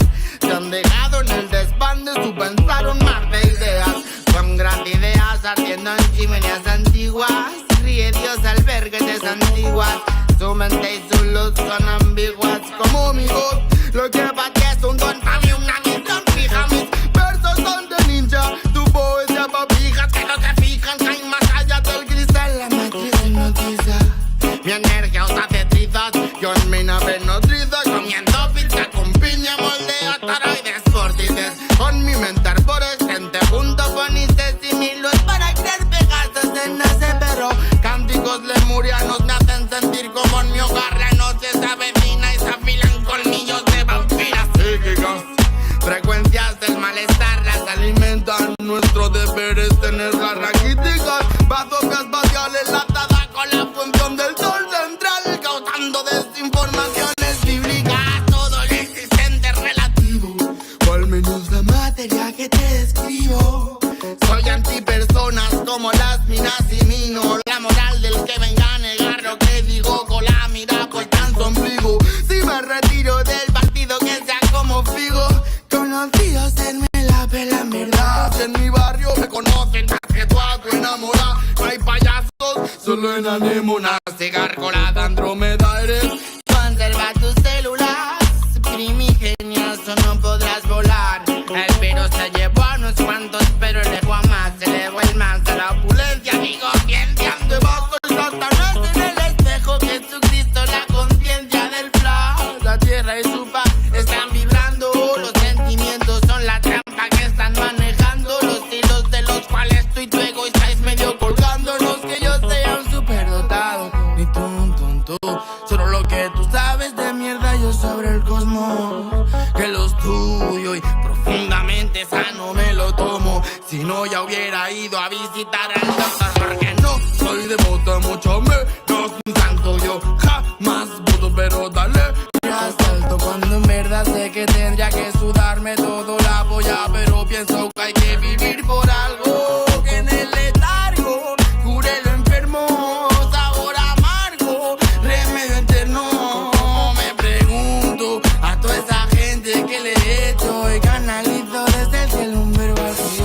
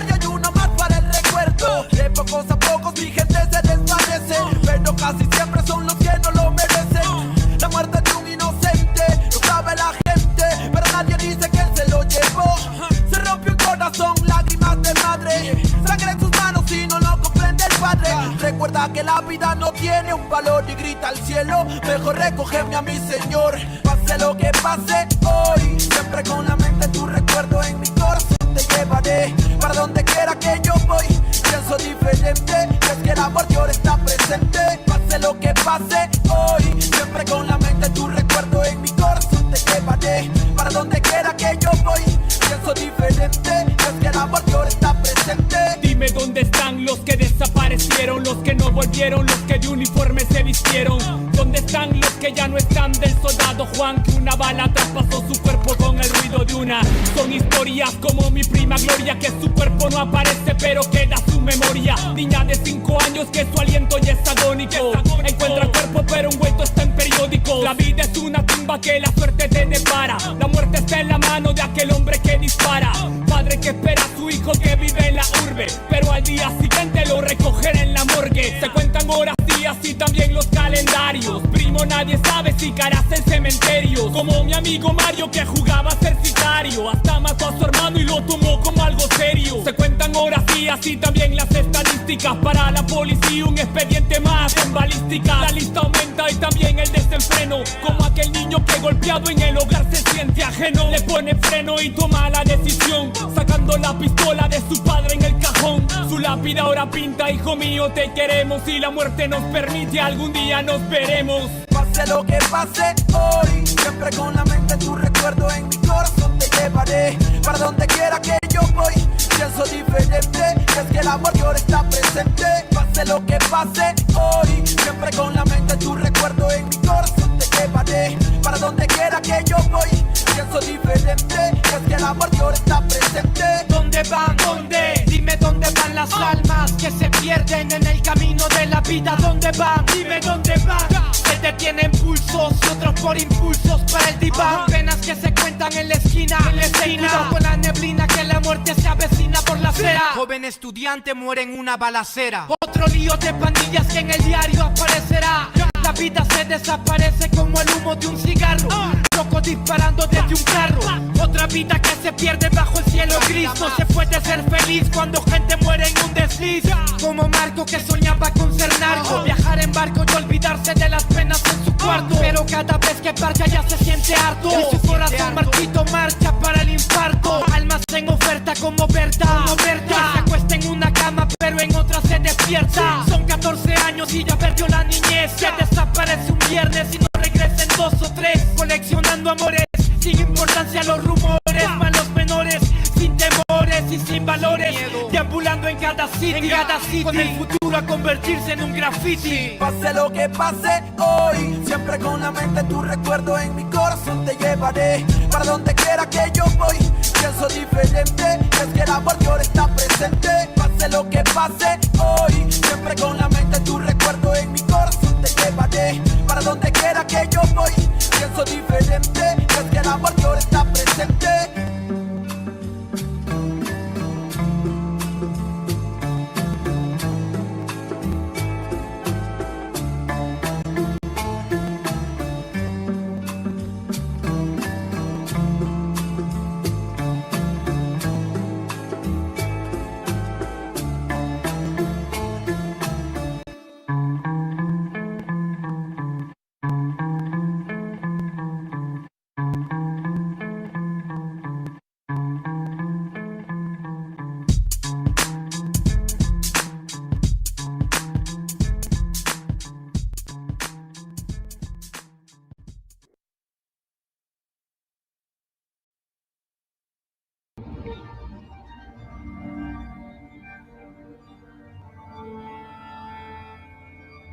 Ical, hijo, abre los ojos.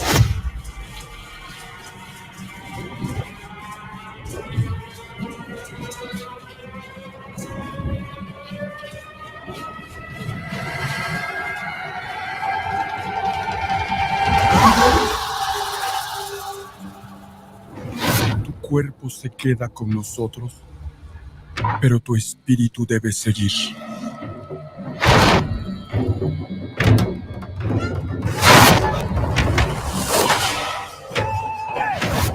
Busca la luz. Aléjate de las sombras. Deja que nuestro dolor sea tu fuerza. Desde aquí iluminamos tu camino.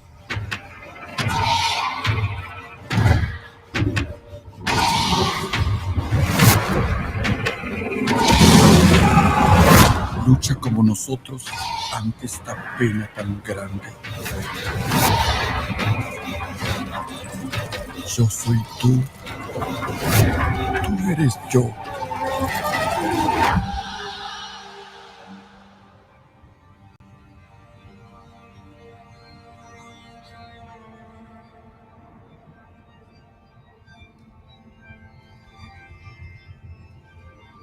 La muerte que hoy nos separa,